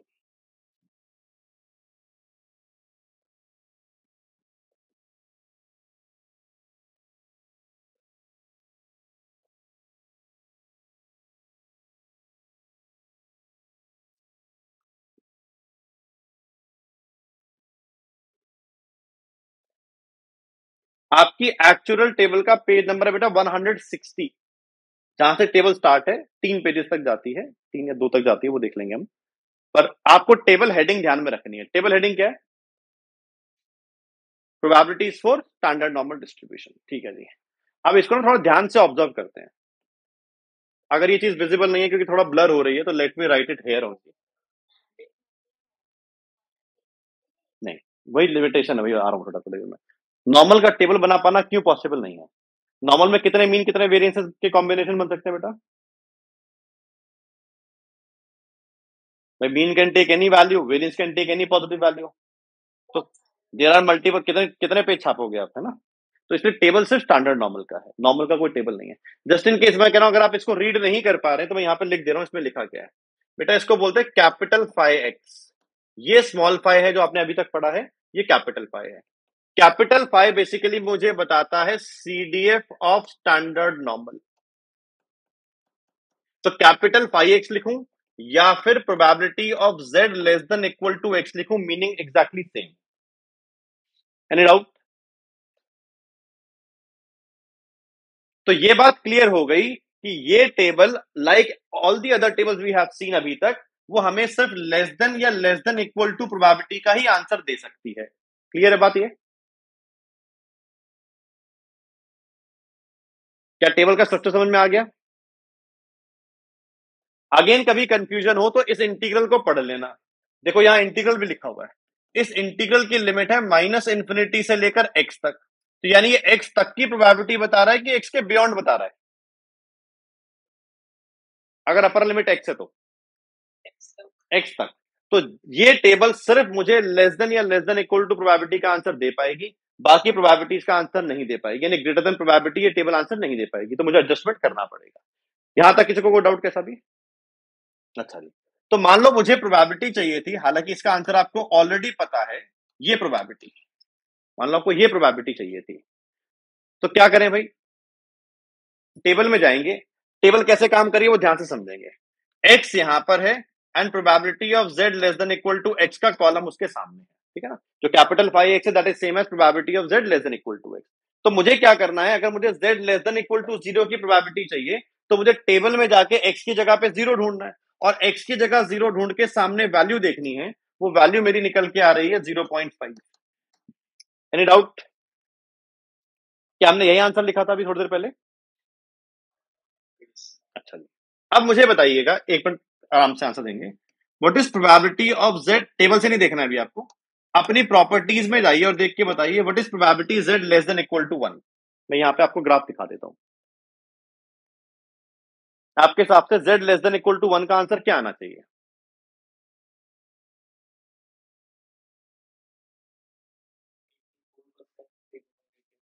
बोलो सर। ये 34, ये 34, ये 14 और ये 2, ये सब काउंट करूंगा, तो आप बोल रहे हो अप्रोक्सीमेटली कितना परसेंट? 84%। ये आप अप्रोक्सीमेट आंसर बोल रहे हो कि अप्रोक्सीमेटली आंसर 0.84 आना चाहिए। अब हम अपनी टेबल में देखते हैं कि टेबल में 1 पे आंसर आ कितना रहा है। मैं थोड़ा ऊपर कर देता हूं। 1 पे दिख रहा है आंसर किसी को? रीडेबल है? नहीं रीडेबल है तो मैं एग्जैक्ट आंसर यहां पे लिख देता हूं, दैट इज 0.84134। तो जो परसेंटेज मैं लिख रहा था वो क्या है? अप्रोक्सीमेट परसेंटेज है। एक्चुअल आंसर कितना आ रहा है दिख रहा है क्या आपको? रेहाना बोलो भाई, दिख रहा है क्या? अच्छा, नाउ मान लो मैं कहता हूं मुझे प्रोबेबिलिटी चाहिए z less than equal to -1। Again coming back to this, -1 से छोटी अप्रोक्सीमेट प्रोबेबिलिटी आपकी क्या आनी चाहिए?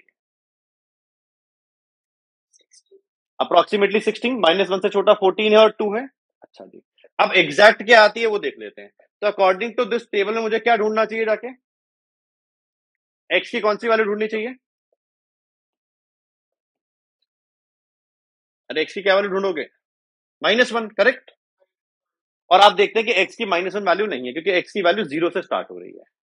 करेक्ट, ये भी आपको लिमिटेशन हमें समझनी है यहाँ से, क्योंकि स्टैंडर्ड नॉर्मल में एक एडिशनल प्रॉपर्टी है जो कि ये वाली है, जो कि सबसे काम की प्रॉपर्टी। मैं अगेन बोल रहा हूं आपको बार बार, क्योंकि टेबल सिर्फ पॉजिटिव वैल्यूज पर ही आंसर देता है। तो अब आप बताइए, जितना एरिया जेड का -a से छोटा है, क्या उतना ही एरिया जेड का +a से बड़ा है? यस और नो? यहां भी देख सकते हैं कि जो एरिया -1 से छोटा दिख रहा है, क्या वही एरिया +1 से बड़ा दिख रहा है? तो क्या मैं इस प्रोबेबिलिटी को पहले ऐसा लिख सकता हूं? Sorry, +1, not -1, +1। Using properties of standard normal, कि जो एरिया -a से छोटा है वही एरिया +a से बड़ा है। बट ऐसे प्रोबेबिलिटी लिखता तो दिक्कत क्या हो गई कि टेबल तो लेस देन का आंसर दे सकती है, लेस देन इक्वल टू का दे सकती है। मेरी probability greater than equal to में आ गई है, तो क्या मैं इसे ऐसा लिख सकता हूं? लेस देन कर लो बेशक, एग्जैक्ट करना है आपको तो, हालांकि फर्क नहीं पड़ता, ये लिख सकता हूं। अब अरे सॉरी, 1 ही होगा, +1 ही होगा।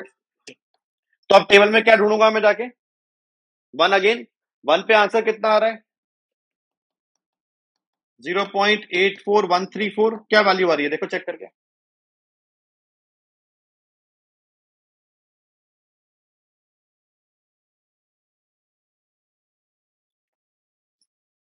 क्या रहा आंसर?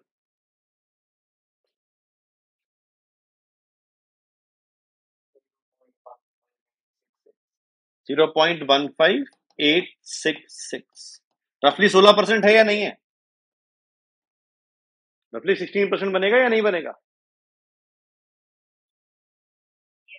तो आपको ऐसे समझना है कि वो जो नंबर्स मैंने लिखे हैं 34, 34, 14, वो अप्रोक्सीमेट नंबर्स हैं। एग्जैक्ट नंबर थोड़े डिफरेंट हो सकते हैं, थोड़े ऊपर थोड़ा नीचे आंसर आपका निकल के आ सकता है। अच्छा जी, तो अभी नॉर्मल की, स्टैंडर्ड नॉर्मल की प्रोबेबिलिटी निकालनी आ गई नेगेटिव नंबर के साथ में। अच्छा जी, एक चीज और बताना मुझे आप, अगर मेरे से क्वेश्चन पूछता है कि प्रोबेबिलिटी z ग्रेटर देन -0.5 बता दीजिए मुझे क्या है, मान लो ये क्वेश्चन आ गया मेरे पास, दिक्कत क्या है इसमें?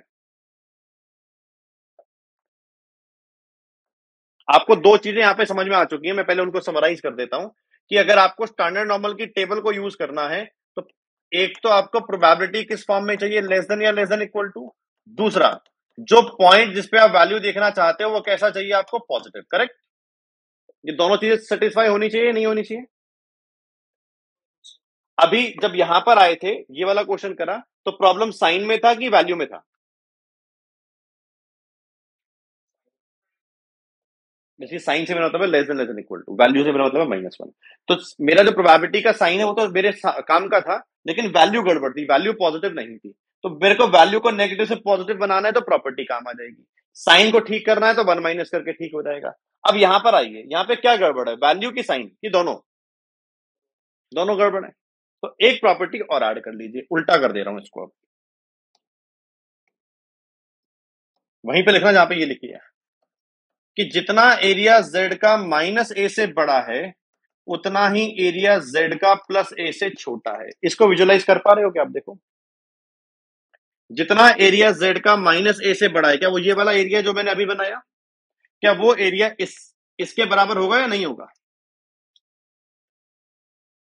यहां से देख लो चाहे आप, जितना एरिया -2 से बड़ा है क्या उतना ही एरिया +2 से छोटा है? यस और नो? तो अब आप मुझे बताइए कि जितना एरिया -0.5 से बड़ा है क्या उतना ही एरिया प्लस के 0.5 से छोटा होगा?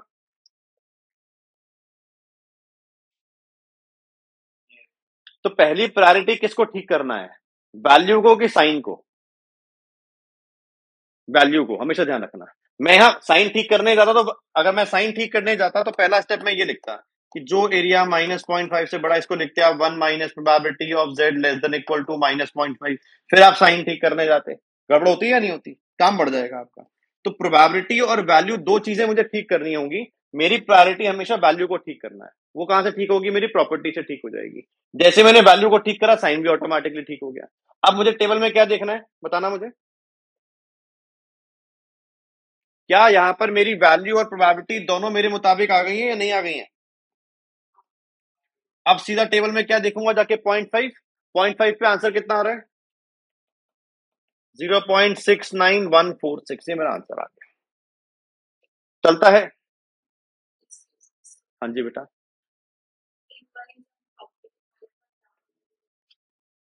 बेटा आ जाओ यहाँ पे, आप इसको विजुअलाइज करिए। आपका 2 से छोटा एरिया कितना आ रहा है? ये 14, 34, 34, 14, 2, करेक्ट। क्या उतना ही एरिया -2 से बड़ा भी आ रहा है, 14, 34, 34, 14, 2? सेम नंबर है कि नहीं है? या यहां से देख लो, आप जैसे भी देखोगे। तो बेसिकली जो प्रॉपर्टी ये है, ये दोनों प्रॉपर्टी एग्जैक्टली सेम है। मैंने दो बार करके लिख दी ताकि आपको नंबर्स में कन्वर्जन में आसानी हो जाए, बस और कुछ नहीं है।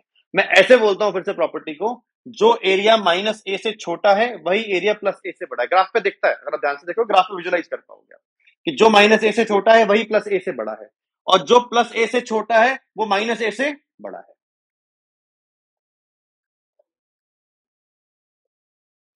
अच्छा जी, अब आप मुझे आंसर निकाल के देंगे इसका कैसे सॉल्व किया जाए। इसे बेटर तरीका है आपके पास तो मुझे बताना।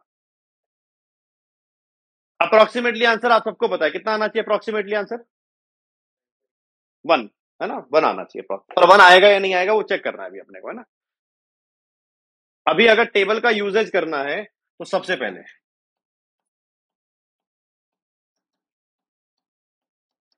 ये लिख सकता हूं, ठीक है। हमने प्रॉपर्टी प्रोबेबिलिटी को ऐसे ब्रेक करना, यस नो? बेटा पहली वाली प्रोबेबिलिटी निकालने में कोई दिक्कत है? बोले सर वैल्यू भी ठीक है और साइन भी ठीक है, वैल्यू पॉजिटिव है साइन लेस देन है, तो ये तो मुझे डायरेक्टली टेबल में मिल जाएगा। सेकंड वाली में दिक्कत है, यस और नो? सेकंड वाली को कैसे ठीक कर सकता हूं बताना मुझे। पहले हम प्रॉपर्टी बोलेंगे कि जो एरिया -3 से छोटा होगा क्या z का वही एरिया +3 से बड़ा होगा? अच्छा, अब दिक्कत क्या हो गई यहाँ पे, क्या ठीक हो गया क्या गड़बड़ हो गया? बोला वैल्यू तो ठीक हो गया लेकिन साइन गड़बड़ हो गया, तो बोला सर वो तो हम 1 से ठीक कर लेंगे।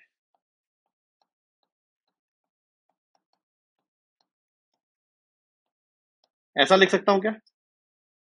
मेरा फाइनल आंसर क्या? Twice of probability z less then 3 - 1, ये आ गया क्या? अभी जो पेज में आपको दिखा रहा हूं उसमें 2 तक वैल्यूज हैं x की खाली, है ना। 3 अगर देखनी है तो नेक्स्ट पेज पे चलते हैं, जहां मैं आपको प्रोबेबिलिटी बता देता हूँ 3 पे कितनी आ रही है। 3 पर आपकी वैल्यू आ रही है 0.99865। 3 पर आपकी ये प्रोबेबिलिटी आ रही है बेटा। लिखना आंसर यहाँ पे पुट करना और बताना कितना नंबर आ रहा है।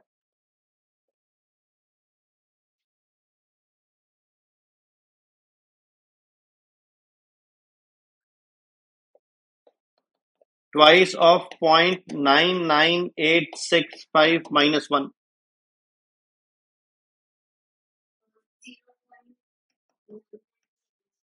नहीं नहीं, -1 भी तो करोगे। अच्छा सॉरी, हाँ सॉरी, 0.997 मैं उल्टा दिखा रहा, 0.9973। तो एक्चुअली पता है क्या बोला जाता है कि -3 से लेकर +3 तक एक्चुअली आपने वही चीज कवर करी है। म्यू -3 सिग्मा से म्यू +3 सिग्मा तक अगर आप जाएंगे तो आपका जो एग्जैक्ट एरिया होता है वो लगभग 99.7% होता है। कितना परसेंट एरिया रह गया?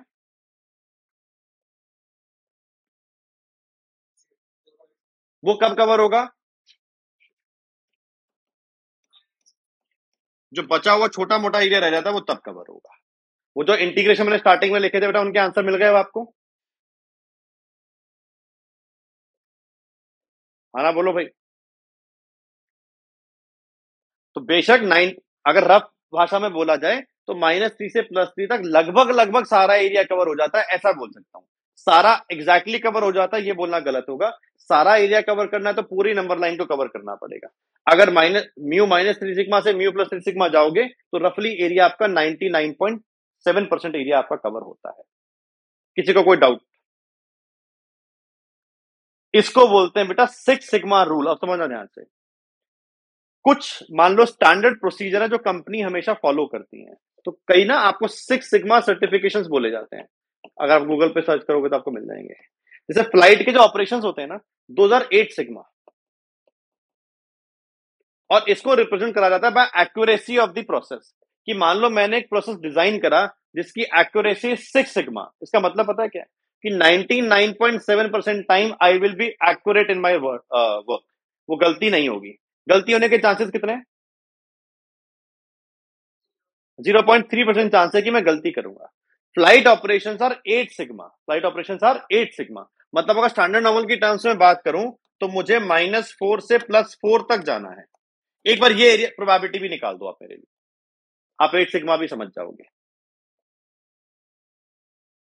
क्या सेम ऐसे रिजल्ट बन जाएगा? तो डायरेक्टली लिख दूं कि twice of probability z less then 4 - 1 चलता है। और टेबल में वैल्यू किस पे देखनी पड़ेगी? 4 पे। 4 पे आंसर आ रहा है 0.9999। 5 बार 9 है भाई। तो ट्वाइस ऑफ 0.99999 - 1। बताना आंसर क्या आ रहा है?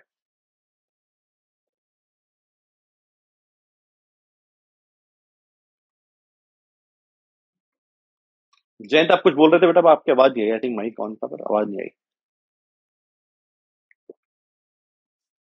सर 0.4 में 999 लास्ट में 7 है। कहाँ पे?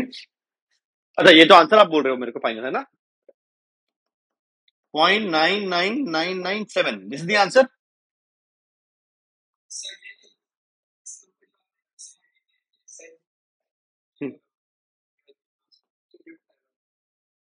जेड 4 पे, सॉरी 4 वाली वाली ये मैंने 4.4 के लिए, सॉरी सॉरी। अब फाइनल आंसर बोलो क्या आ रहा है? सॉरी दोबारा बोलना।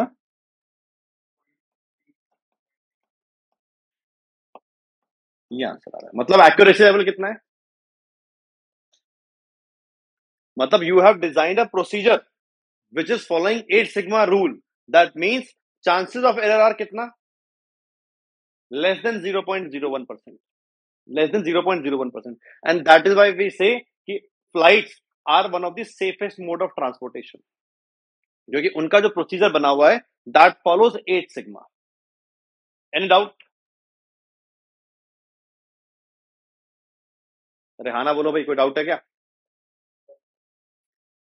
तो अब आपको अभी अभी क्या आ गया है, स्टैंडर्ड नॉर्मल की प्रोबेबिलिटीज निकालनी आ गई हैं। फटाफट से क्वेश्चन देख लेते हैं पहले कुछ, फिर नॉर्मल की प्रोबेबिलिटी निकालना सीखेंगे।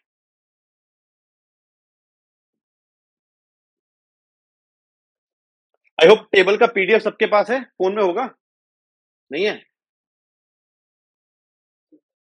तो फोन में पीडीएफ खोल लो, तो हमारा काम आसान हो जाएगा, मुझे बार बार दिखाना नहीं पड़ेगा। तो पीडीएफ आप अपना खोलेंगे टेबल का, क्वेश्चन मैं दिखा रहा हूं आपको, नंबर्स में बोलूं तो आप मुझे बताते रहना है ना, जरूरत पड़ेगी तो।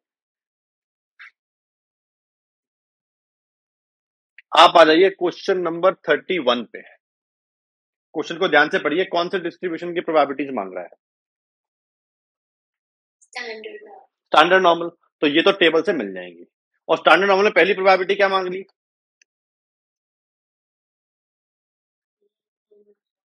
Less than 1.72। तो मुझे निकालनी है प्रोबेबिलिटी z लेस देन 1.72। क्या वैल्यू और साइन दोनों मेरे मतलब के हैं? क्या करूंगा?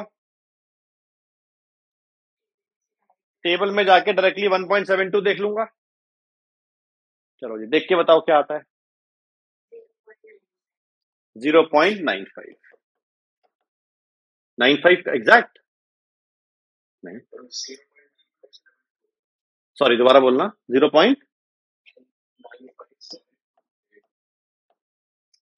कोई दिक्कत नहीं। फिर आपसे प्रोबेबिलिटी मांगी गई z is less than minus का 0.88। क्या गड़बड़ है? वैल्यू गड़बड़ है, साइन गड़बड़ है? वैल्यू। वैल्यू को नेगेटिव से क्या बनाना है मुझे? पॉजिटिव। वो कैसे बन जाएगी? प्रॉपर्टी से, कि जो एरिया z का माइनस ए से छोटा है, क्या वही एरिया z का प्लस ए से बड़ा है? यस और नो? अब क्या गड़बड़ है? क्या कर सकता हूं? और टेबल में जाके क्या पॉइंट पे वैल्यू देख लूंगा? 0.88 पे देख लूंगा। क्या आ रही है बताओ?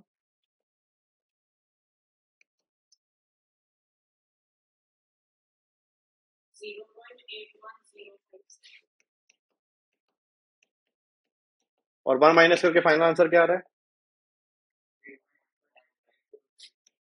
19843 है ना? ठीक है, एक एक करके बोलो, दो दो बोलते तो मैं सुनने में कंफ्यूज हो रहा था। 0. यही बोला ना?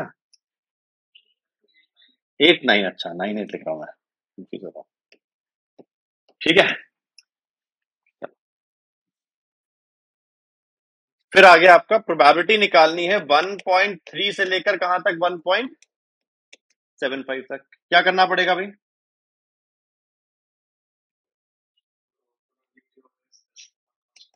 उससे पहले ब्रेक कर लेंगे कि 1.75 से छोटा minus probability of z less than equal to 1.3।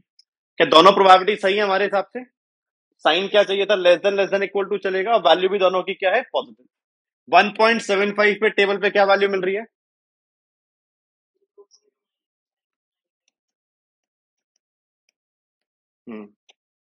1.3 पे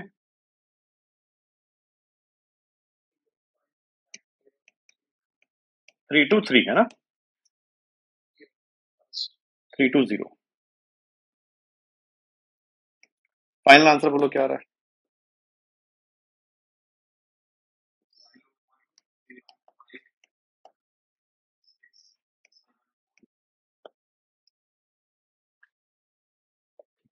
लास्ट प्रोबेबिलिटी आपसे मांगी है, मैं लिख दे रहा हूं यहाँ पे।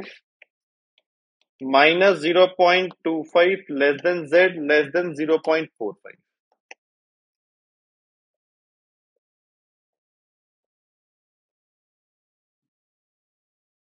क्या करना पड़ेगा पहले? पहले तो ब्रेक ही करना पड़ेगा। z less than 0.45 minus z less than equal to minus का 0.25। पहली probability not a problem, sign value दोनों मेरे मतलब के हैं। Second probability is a problem, कैसे ठीक कर सकता हूं? वैल्यू गड़बड़ है, साइन गड़बड़ है?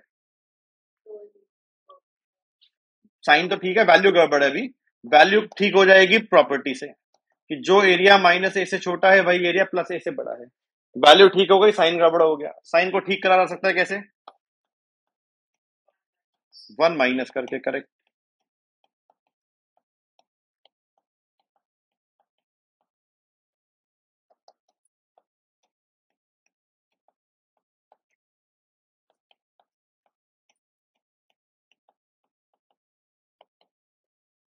जीरो 0.45 पे क्या वैल्यू आ रही है टेबल में, देखो।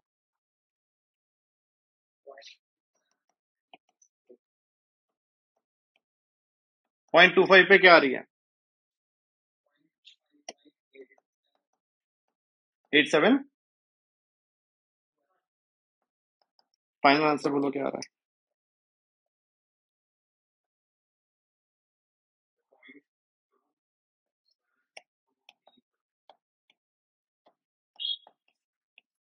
तो स्टैंडर्ड नॉर्मल की प्रोबेबिलिटीज निकालनी आ गई बेटा।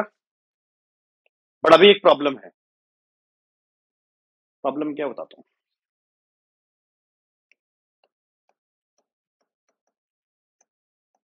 मुझे ये आंसर चाहिए।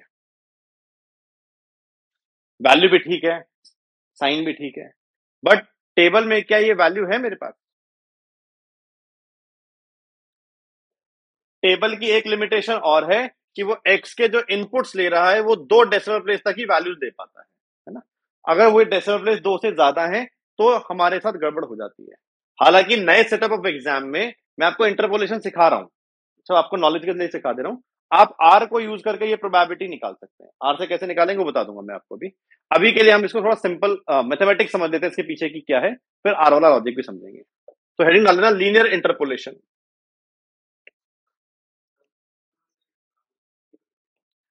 एक्चुअली एक्यूरेसी घट जाएगी, वैसे ही आप बहुत ज्यादा एक्यूरेट आंसर नहीं निकालते, तो हम एग्जैक्ट आंसर के पीछे भाग रहे हैं बेटा थोड़ा ना। आप बहुत रेयर केस में एग्जाम में लीनियर इंटरपोलेशन लगाएंगे।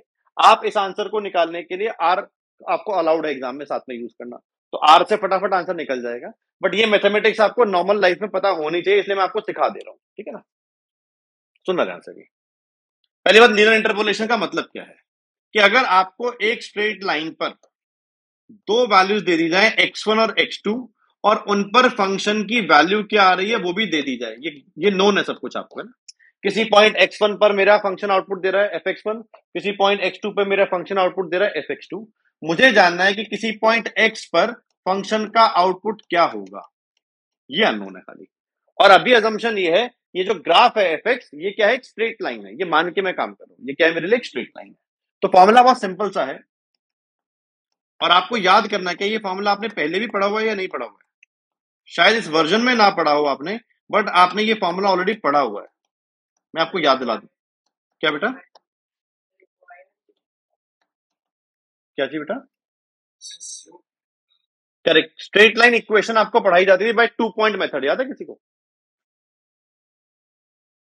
कि अगर आपको स्ट्रेट लाइन की इक्वेशन बनानी हो और आपको दो कोऑर्डिनेट्स दे दिए जाए उसके, तो आप इस फॉर्मूले को लगा के स्ट्रेट लाइन की इक्वेशन बनाते थे, याद है कि नहीं है? मैं उसी फॉर्मूला को एज इट इज यूज कर रहा हूं। तो दिखने में बेशक मैं लीनियर इंटरपोलेशन बोल रहा हूं, बट एक स्ट्रेट लाइन ही बना रहा हूं। और अगेन मैं बोल रहा हूं, इसीलिए मेरी assumption क्या थी कि जो फंक्शन है एक स्ट्रेट लाइन पे बना हुआ है।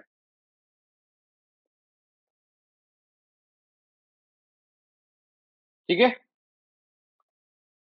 अब समझना। हम आ जाते हैं अपने ग्राफ पे। क्या आपके पास जो अभी एक्चुअल टेबल है, ध्यान से सुनना और आंसर देना मुझे, वो एक्चुअल टेबल 1.24 से छोटे होने की प्रोबेबिलिटी बता सकती है accurately? I am asking this probability. बता सकती है नहीं बता सकती है? Yes no? बोला हाँ सर, वो तो 2 डेसिमल प्लेस तक बता सकती है। और क्या आपका आपकी टेबल ये आंसर भी बता सकती है एक्यूरेटली? अच्छा, अभी आप ये मान के चलना कि मैंने जो ये दो पॉइंट्स बनाए ना 1.23 और 1.24, ये जानबूझ के इतना दूर दिखा रहा हूं, नेचुरली इतना दूर नहीं है। ये जितना पास होंगे, क्या ये कर्व को स्ट्रेट लाइन मानना कोई दिक्कत तो नहीं है? अजम्पशन है मेरी ये इतना पास है कि इनको कर्व बनने का मौका ही नहीं मिल पा रहा, तो this can be safely treated as a straight line, yes और नो? अच्छा, अगर यही 1.24 और 1 के बीच में लगा दूं तो ये assumption अच्छा काम करेगी बुरा काम करेगी? बुरा भाई। इतना कर्व है लेकिन आप उसे स्ट्रेट लाइन मानना चाहते हैं, तो जितना ये दो पॉइंट्स क्लोज होंगे, लिनियर इंटरपोलेशन में ये बोला जाता है, जितना ये पॉइंट्स x1 और x2 क्लोज होंगे, एक तो रिलेशन ऐसा है कि भाई बाय डिफॉल्ट ही लीनियर है, तो कोई दिक्कत ही नहीं है। अगर ये गारंटी है कि लाइन है तो चाहे पॉइंट्स कितना ही दूर क्यों ना हो मुझे फर्क नहीं पड़ता है।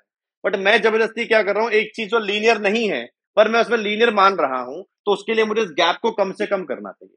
जितना ये गैप कम होगा उतनी मेरी अजम्पशन बेटर होल्ड करेगी। क्या इस बात को विजुअलाइज कर पा रहे हैं?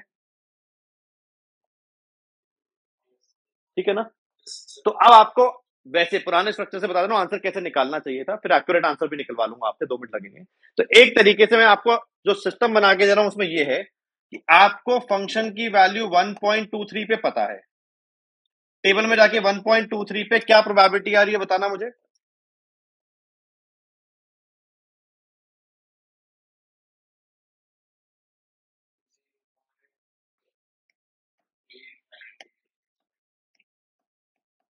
आपको टेबल से 1.24 पे भी आंसर मिल रहा है क्या?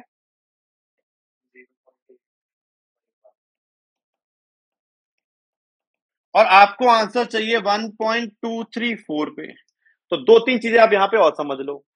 आपका जो आंसर आएगा that should come in between these two numbers then, क्योंकि अगर इस पे ये आंसर है इस पे ये आंसर, तो आपका आंसर इनके बीच में आना चाहिए। सेकंड चीज, ये जो 1.234 है, ये 1.23 के ज्यादा क्लोज है कि 1.24 के ज्यादा क्लोज है? 1.23। तो आपका जो आंसर आएगा ऊपर वो 8.89065 के ज्यादा क्लोज आना चाहिए, और इससे थोड़ा सा क्या आना चाहिए, दूर आना चाहिए। ये चीज आप ऑब्जर्व करेंगे। आप मुझे ये फॉर्मूला लगा लीजिए। ये आपके लिए क्या हो गया, x1, ये हो गया आपके लिए x2, ये हो गया आपके लिए x, ये हो गया fx1, ये हो गया fx2। क्या आप मुझे fx निकाल के दे सकते हैं? बोलो भाई, दे सकते हो? निकालो आंसर।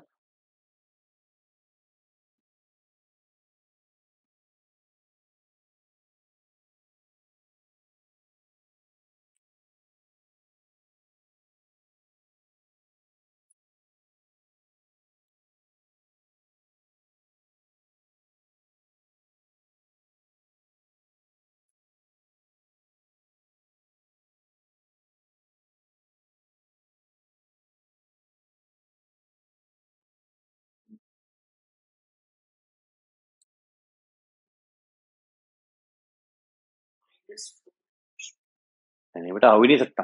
हाँ, आपका जो आंसर आना है that should be greater than 0.89065 and less than this number.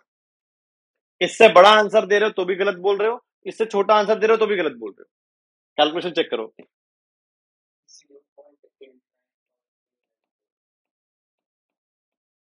अब देख लो आंसर, क्या वो इसके ज्यादा क्लोज आया कि इसके ज्यादा क्लोज आया 251 के? हालांकि नंबर थोड़ा बीचों बीच है तो दोनों से लगभग लगभग गैप बराबर होगा, बट फिर भी अगर आप डिस्टेंस निकालेंगे तो इससे कम निकलेगा। आगे लगाना लीनियर इंटरपोलेशन। अब अगर आर आप खोल पा रहे हैं अभी तो ठीक है, और नहीं खोल पा रहे हैं तो घर पे ट्राई करना है इस चीज को। मेरे को बोलना चाहिए था आप लैपटॉप लेके बैठो पहले, तो शायद आप बैठते भी लेके। अगर मुझे यही प्रोबेबिलिटी आर से निकालनी है तो मुझे एक सिंपल कमांड लिखनी है, मैं यहां लिख दे रहा हूं। अगर आर में मुझे स्टैंडर्ड नॉर्मल की प्रोबेबिलिटी निकालनी है किसी पॉइंट एक्स तक, तो there is a function called P norm, और पी नॉर्म के अंदर एक्स रख दो आप सब। इतना। किसी के पास बाई चांस अभी आर है? मेरे लैपटॉप में है पर मैं आई थिंक स्क्रीन शेयर ना कर पाऊं, पर आपको आंसर निकाल के दे सकता हूं ताकि आप मैच कर पाओ अपने आंसर को।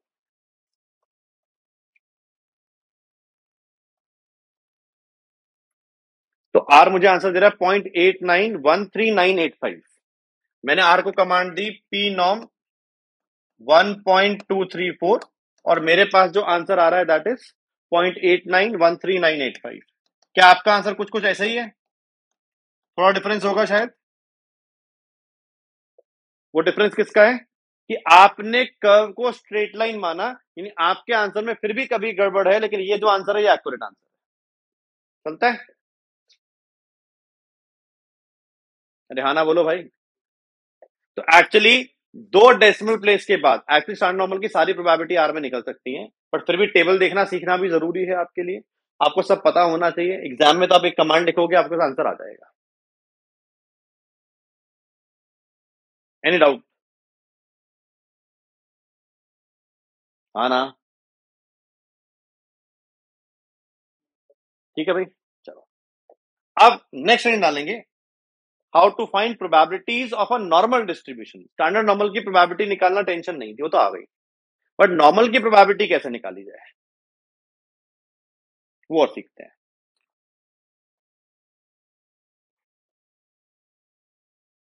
तो we will apply again another transformation. जिस तरह से हर गामा डिस्ट्रीब्यूशन की प्रोबेबिलिटी किसके थ्रू निकल रही थी, किसके थ्रू निकल रही थी गामा की प्रोबेबिलिटी? गामा से निकाल रहे थे क्या? काई स्क्वायर से। आपने गामा को ट्रांसफॉर्म करा काई स्क्वायर में। सेम इसी तरीके से आप हर नॉर्मल डिस्ट्रीब्यूशन को ट्रांसफॉर्म कर सकते हैं स्टैंडर्ड नॉर्मल डिस्ट्रीब्यूशन में। तो कोई एक्स अगर नॉर्मल फॉलो कर रहा है विद दीज पैरामीटर्स, तो कह रहे हैं एक्स को अगर आप रिप्लेस कर दें x minus mu by sigma से, तो ये बन जाता है आपके लिए जेड। मैं भी प्रूफ भी करा देता हूं।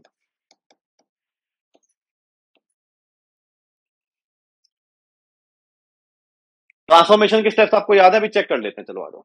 मुझे एक बात बताइए, माइनस इंफिनिटी से प्लस इंफिनिटी अगर आप 1/σ√2 pi e raise to the power minus half X minus mu by sigma whole square DX को इंटीग्रेट करते हैं तो आंसर कितना आता है?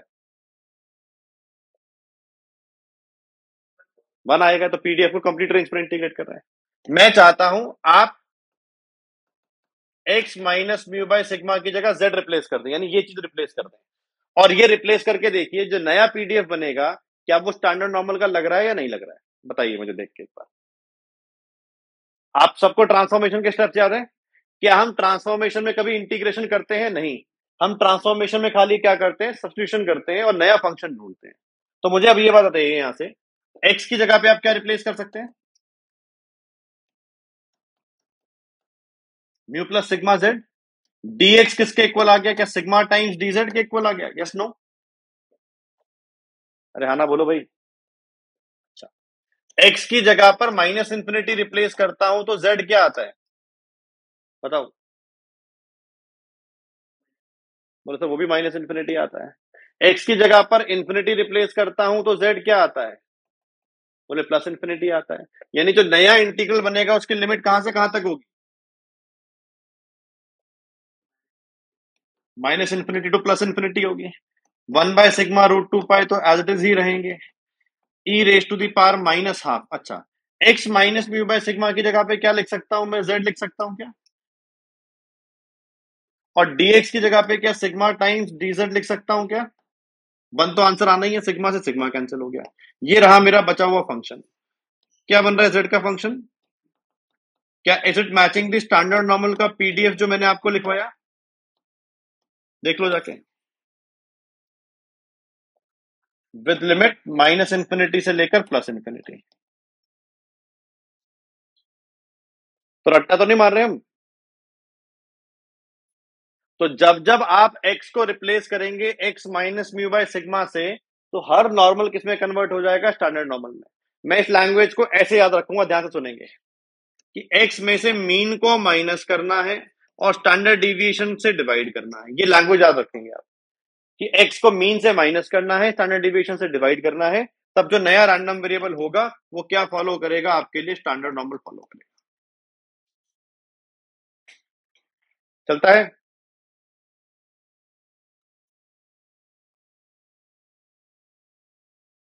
सही डीएक्स कहाँ से निकाला था? बेटा x का डेरिवेटिव dx, तो z का डेरिवेटिव dz। ठीक है ना?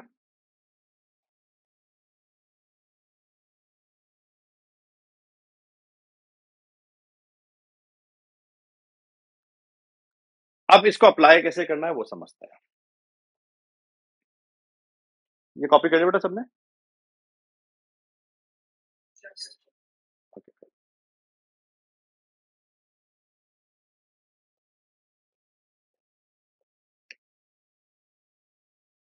मान लो मेरे पास अगेन एक्स एक नॉर्मल डिस्ट्रीब्यूशन फॉलो कर रहा है विद मीन 50 एंड वेरिएंस 100। तो सबसे पहले इसका जेड बताइए क्या लिखूं मैं?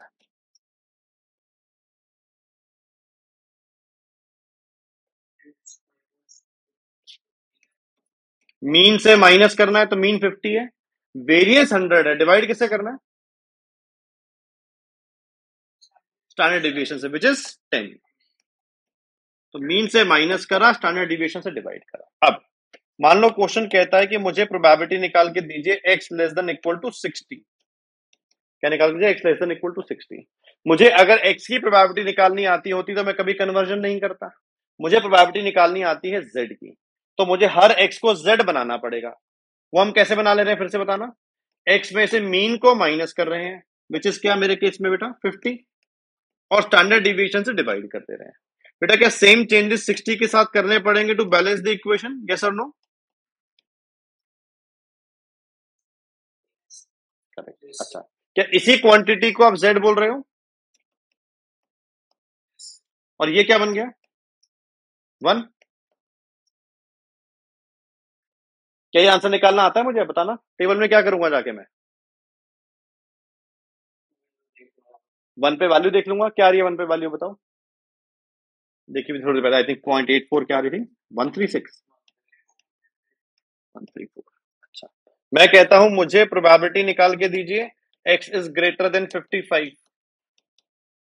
अच्छा, क्या मैं ऐसा लिख सकता हूं कि जो एरिया x का 55 से बड़ा है वही एरिया x का -55 से छोटा होगा? बोल सकता हूं ऐसा क्या? ध्यान से देखिए, बोल सकता हूं क्या? बेटा x में, नॉर्मल में नहीं बोल सकता कभी ये। किस में बोल सकता हूं? खाली स्टैंडर्ड नॉर्मल में बोल सकता हूं। करेक्ट, क्योंकि स्टैंडर्ड नॉर्मल का मिड पॉइंट क्या है? 0। जब 0 मिड पॉइंट है तो राइट लेफ्ट में एरिया बराबर निकल आएगा पॉजिटिव नेगेटिव नंबर के साथ। पर ये तो x है ना, x के लिए कास्ट प्रॉपर्टी एप्लीकेबल होती तो मजा आ जाता। x के लिए नहीं है प्रॉपर्टी, z के लिए। वही कंफ्यूजन था, सुन लो ध्यान से। पहले z बनाइए इसको। तो अगेन सेम चेंजेस, 50 से माइनस करा, 10 से डिवाइड करा, और वही चेंज अप्लाई करा 55 के साथ भी, कि 50 से माइनस किया, 10 से डिवाइड किया। अब z बन गया क्या ये? z ग्रेटर देन कितना?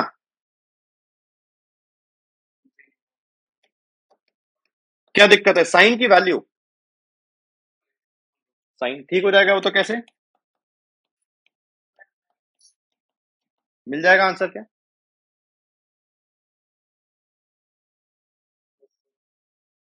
नॉर्मल की प्रोबेबिलिटी निकालना आ रहा है?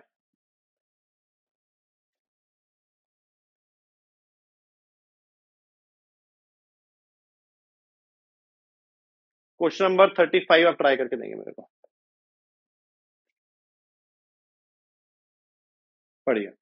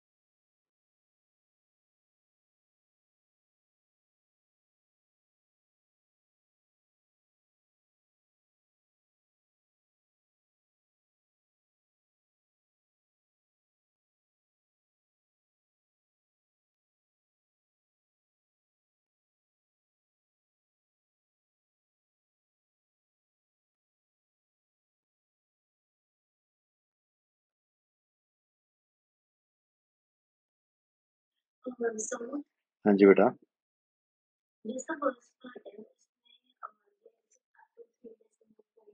आने दो ना, कोई बात नहीं। अभी तो आने दो एक बार के लिए, मैं आपको आंसर बता दूंगा। बेशक एक बार इंटरपोलेशन लगा के करना तो कर लो आप, अभी कोई दिक्कत नहीं है। पहले हम क्वेश्चन को पढ़ते हैं। क्वेश्चन कह रहा है average time of subscriber spends reading the Hindu is 49 minutes, और स्टैंडर्ड डिविएशन कितनी है आपकी? 60 मिनट्स। क्या आपको नॉर्मल के पैरामीटर्स मिल गए? अगर x को आप रीडिंग टाइम डिफाइन करते हैं यहां पर, क्या आप ऐसा बोल सकते हैं x फॉलो कर रहा है normal with mean 49 and variance 16 का स्क्वायर? Yes no? प्रोबेबिलिटी क्या निकालनी है? दैट ही विल स्पेंड एटलीस्ट 1 आवर। अब ध्यान से सुनिए, आपको मीन की यूनिट क्या दे रखी है? मिनट्स। तो आपकी प्रोबेबिलिटी के लिए आपको क्या करना पड़ेगा? क्या x greater than equal to 60 ये प्रोबेबिलिटी निकालनी पड़ेगी? चलता है क्या? अच्छा, इसका करस्पॉन्डिंग z क्या बनेगा, मुझे ये बताइए पहले तो।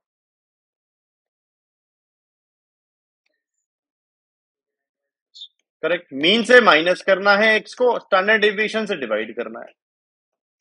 सेम चेंजेस यहां भी करूंगा, तो क्या बोल सकता हूं इसे मैं? x minus 49/16 greater than equal to 60 minus 49/16। तो ये क्या बन गया? Probability of z greater than equal to कितना? 11/16। ये वैल्यू कितनी आ रही है बेटा? आप प्लीज घर पे इंटरपोलेशन से ट्राई करिएगा इसको। अभी के लिए मैं आपको एग्जैक्ट आंसर दे दे रहा हूं। कितना बोला था आंसर बेटा? पॉइंट कितना? 6875, विच इज 1 माइनस, अगर आप मान लो फर्स्ट प्रिंसिपल से ही चलते हैं तो z लेस देन 0.6875। बेटा किस किन दो वैल्यूज के बीच में इंटरपोलेशन लगाना चाहेंगे आप? हमें टेबल से 0.68 पर वैल्यू मिल जाएगी, 0.69 पर वैल्यू मिल जाएगी। मुझे वैल्यू चाहिए 0.6875 पे। ध्यान से सुनना। एक बार बताइए दो आंसर क्या आ रहे हैं दोनों पॉइंट्स पे।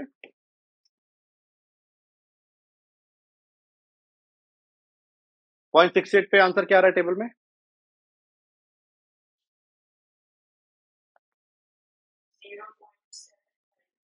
हाँ, 175। और 0.69 पे?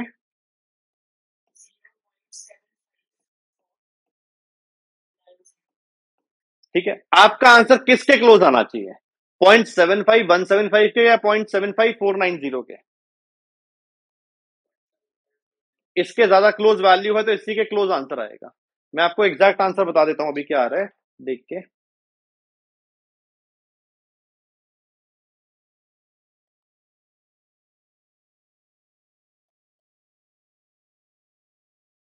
पॉइंट 754161।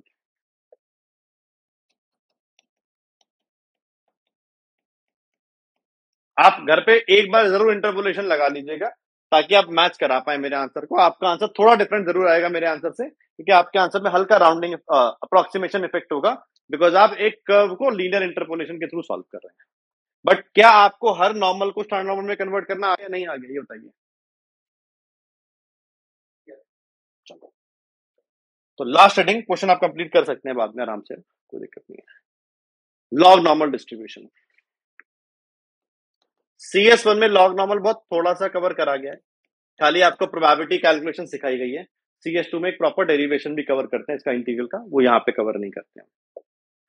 तो लॉग नॉर्मल के लिए जब नोटेशन लिखते हैं, इट रिजेंबल्स नॉर्मल डिस्ट्रीब्यूशन। अगर ध्यान से देखेंगे तो नोटेशन लगभग लगभग वैसी ही है, बस नॉर्मल की जगह क्या लिख दिया यहाँ पे मैंने? Log normal. बट एक डिफरेंस है जो बहुत क्लियर कर लेंगे, यहां पर म्यू का मतलब मीन नहीं है और सिग्मा स्क्वायर का मतलब वेरिएंस नहीं है। ये लॉग नॉर्मल के पैरामीटर्स हैं। तो हम यहां बोलेंगे x follows log normal with parameter mu and parameter sigma square. ये दोनों पैरामीटर्स हैं, ये मीन और वेरिएंस नहीं है। इस बात को क्लियर कर लेंगे अपने दिमाग में। अगर ये एन लिखा होगा तो ये मीन वेरिएंस है, अगर ये लॉग एन लिखा है तो ये मीन वेरिएंस नहीं है, सिर्फ क्या है मेरे पैरामीटर। पीडीएफ लिख लेंगे इसका। तो 1 में sigma √2 into 1/x into e raised to the power -12 log x minus mu by sigma का होल स्क्वायर।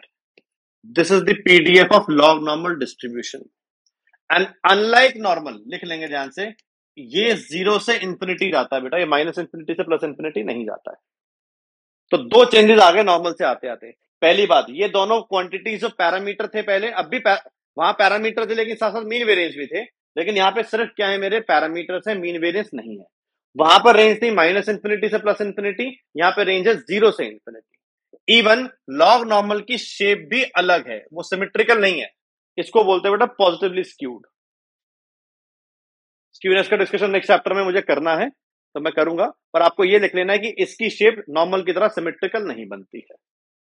अब म्यू और सिग्मा स्क्वायर अगर मीन वेरिएंस नहीं थे तो मीन क्या है? मीन ये है बेटा इसका e raise to the power mu plus में हाफ सिग्मा स्क्वायर।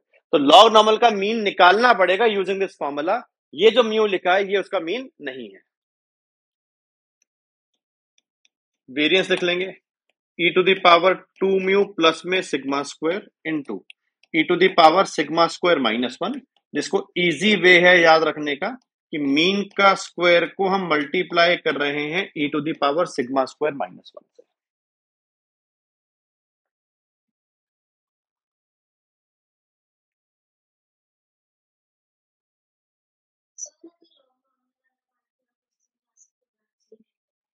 बेटा मैंने अभी कुछ नहीं बताया, वैसे ईमानदारी से बताऊं आपको तो मैंने सिर्फ दो चीजें समझाई हैं। एक तो लॉग नॉर्मल की जब नोटेशन आप पढ़ेंगे तो इस लॉग नॉर्मल की नोटेशन में जब ये पैरामीटर्स लिखे हैं तो ये पैरामीटर्स ही हैं, ये मीन और वेरिएंस नहीं। तो लॉग नॉर्मल में अगर मीन और वेरिएंस चाहिए तो निकालने पड़ेंगे अलग से। तो कभी क्वेश्चन ने मान लो लिख के ऐसे दे दिया कि एक्स फॉलो कर रहा है लॉग नॉर्मल सपोज 5, 10, आपने 5 को मीन और 10 को वेरिएंस मान लिया तो आपने गलत माना है। ये सिर्फ इसके पैरामीटर्स है, मीन और वेरिएंस आपको इस फॉर्मूला के थ्रू निकालना पड़ेगा। और दूसरा चेंज मैंने ये बताया कि नॉर्मल की रेंज -इंफिनिटी से +इंफिनिटी जा रही थी, लेकिन इसकी रेंज आती है बेटा 0 से इंफिनिटी। और तीसरा चेंज ये बताया कि नॉर्मल की शेप कैसी थी, सिमेट्रिकल बेल शेप, इसकी शेप पॉजिटिवली स्क्यूड है। ठीक है। अब मेनली मुझे CS1 में कवर करा गया लॉग नॉर्मल की प्रोबेबिलिटी कैसे निकाली जाए, तो ध्यान से सुनेंगे। कोई एक्स अगर फॉलो करता है log normal with these parameters suppose, ठीक है, तो पहला कन्वर्जन ये है कि जैसे ही आप x को रिप्लेस करेंगे log x से तो डिस्ट्रीब्यूशन ट्रांसफॉर्म होकर नॉर्मल बन जाएगा। डिस्ट्रीब्यूशन ट्रांसफॉर्म होकर क्या बन जाएगा? Normal. Again you can prove using, जैसे ट्रांसफॉर्मेशन भी हमने प्रूव करा वैसे आप इसको भी प्रूव कर सकते हैं कि आप स्टार्ट करिए लॉग नॉर्मल के पीडीएफ से, उसमें x की जगह रिप्लेस करिए log x, तो आप देखेंगे आपका डिस्ट्रीब्यूशन क्या मिल जाएगा, आपको नॉर्मल मिल जाएगा। अच्छा जी, अब एक बात बताइए कि नॉर्मल की प्रोबेबिलिटी निकालनी आती है आपको पहले से? नहीं, वो तो किससे निकालते हो एनीवेज? नॉर्मल की प्रोबेबिलिटी किससे निकालते हो? स्टैंडर्ड नॉर्मल से। कैसे निकालते हो? बोले तो मीन से माइनस करते हैं, स्टैंडर्ड डिविएशन से डिवाइड करते हैं, तो हर नॉर्मल किस में कन्वर्ट हो जाता है? आपका स्टैंडर्ड नॉर्मल में। Now it is your choice कि आप लॉग नॉर्मल को डायरेक्टली स्टैंडर्ड नॉर्मल में कन्वर्ट करना चाहें, आप कर सकते हैं। चलता है। तो हर नॉर्मल भी किससे सॉल्व होगा? स्टैंडर्ड नॉर्मल से। हर लॉग नॉर्मल भी किससे सॉल्व होगा? आपका स्टैंडर्ड नॉर्मल से सॉल्व होगा एट द एंड।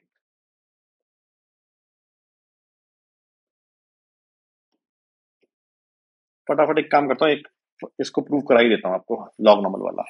मुझे ये बताइए,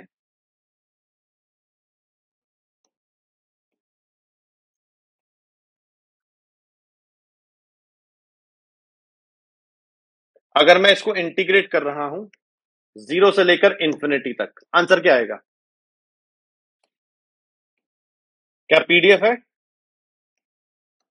बेटा? क्या पीडीएफ को कंप्लीट रेंज पर इंटीग्रेट करा? यस और नो? आंसर 1 आएगा क्या? अच्छा, आप एक नया रैंडम वेरिएबल y बना लीजिए जो सपोज log x के इक्वल है, तो x किसके इक्वल हो गया?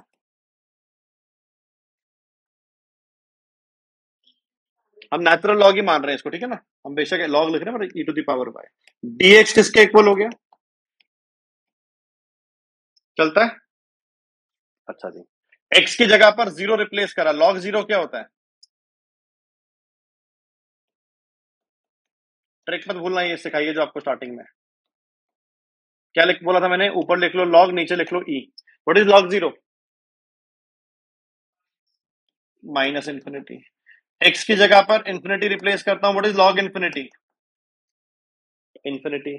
नया इंटीग्रल बोलिए कहां से कहां तक जाएगा? बोले -इंफिनिटी से +इंफिनिटी। 1/σ√2π एज इट इज रह जाएंगे। 1/x की जगह पे क्या आ जाएगा? 1/e⁻y। e⁻⁻½ log x की जगह पे क्या आ जाएगा? y minus mu by sigma का होल स्क्वायर। और dx की जगह पे क्या आ जाएगा? e⁻y dy। ey से ey कैंसिल हो गया बेटा। बताना नया फंक्शन क्या बना y का? और क्या उसकी शक्ल एग्जैक्टली नॉर्मल से मैच कर रही है, ये देख लीजिए।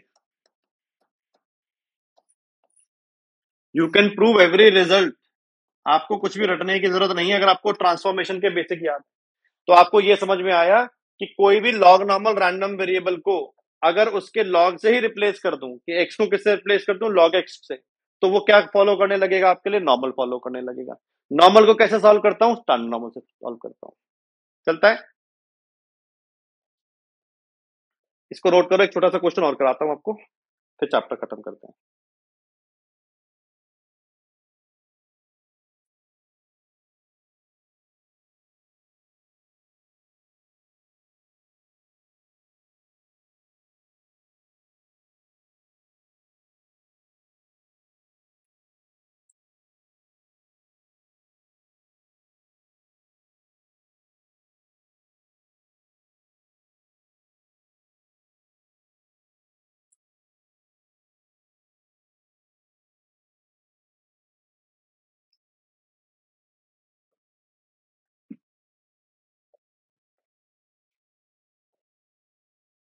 नोट कर लेता बेटा, नहीं करो तो बताना, मैं दोबारा दिखा दूंगा। आप क्वेश्चन नंबर 44 को पढ़िए ध्यान से। करेक्ट, रैंडम वेरिएबल y है और y किसके इक्वल है, y किसके इक्वल लिखा हुआ है, करेक्ट, y जो कि इक्वल है log x के, वो फॉलो कर रहा है normal distribution with these parameters. तो मेरा क्वेश्चन को ध्यान से सुनेंगे, y कौन सा डिस्ट्रीब्यूशन फॉलो कर रहा है, y नॉर्मल फॉलो कर रहा है, करेक्ट। y तो नॉर्मल 10,4 फॉलो कर रहा है, x कौन सा फॉलो कर रहा है, लॉग नॉर्मल। उल्टा जाना पड़ेगा, x जो है वो फॉलो कर रहा है लॉग नॉर्मल।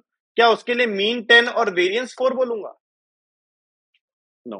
पैरामीटर क्या है, 10 और 4, म्यू 10 है, सिग्मा स्क्वायर 4 है, पर वो पैरामीटर्स हैं। आपसे मांगा है पीडीएफ ऑफ एक्स, लिख पाऊंगा फटाफट क्या, पहला पार्ट तो कर दोगे, दूसरा भी कर दोगे क्या, देखो ध्यान से।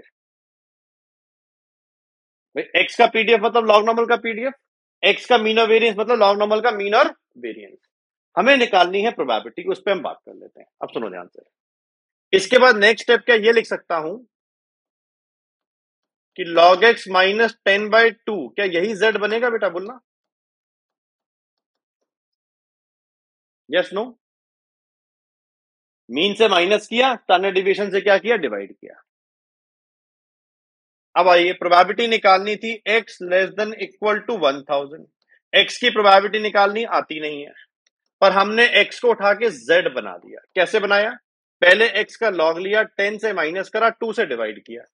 सेम चेंजेस यहां भी कर दो, x का log लिया, 10 से माइनस किया, 2 से डिवाइड करा। इक्वेशन को बैलेंस करने के लिए क्या 1000 के साथ भी सेम काम करना पड़ेगा या नहीं करना पड़ेगा, कोई मुझे इसकी वैल्यू बता देगा निकाल के क्या आ रही है।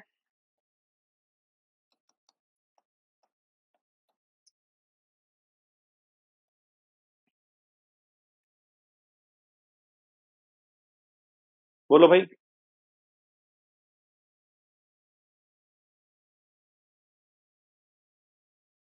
निकालना log 1000 माइनस 10/2।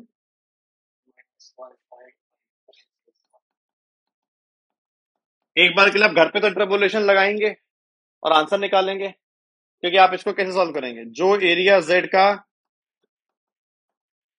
-1.5461 से छोटा है वही इससे बड़ा भी होगा, और 1 माइनस करके आप इंटरपोलेशन किस किस के बीच में लगाएंगे, बताइए मुझे।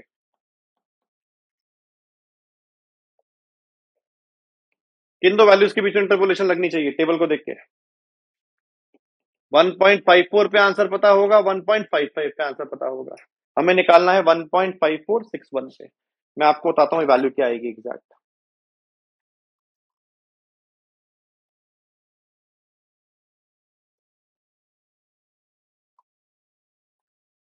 आर से जब आप फाइनल आंसर निकालेंगे तो 0.061, ये फाइनल आंसर बोल रहा हूँ, प्रोबेबिलिटी का नहीं बोल रहा हूं मैं, 6104,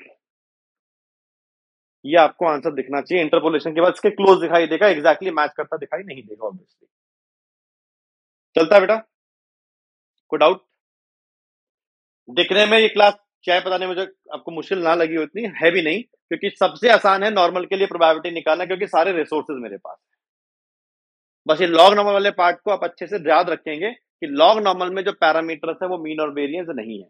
और आपको कन्वर्जन याद रखनी है, जैसे यहाँ पे उल्टा बोल दिया क्वेश्चन में कि y को नॉर्मल बोला तो log x क्या बना, अगर log x को नॉर्मल बोला तो x क्या बना, आपका log नॉर्मल बना।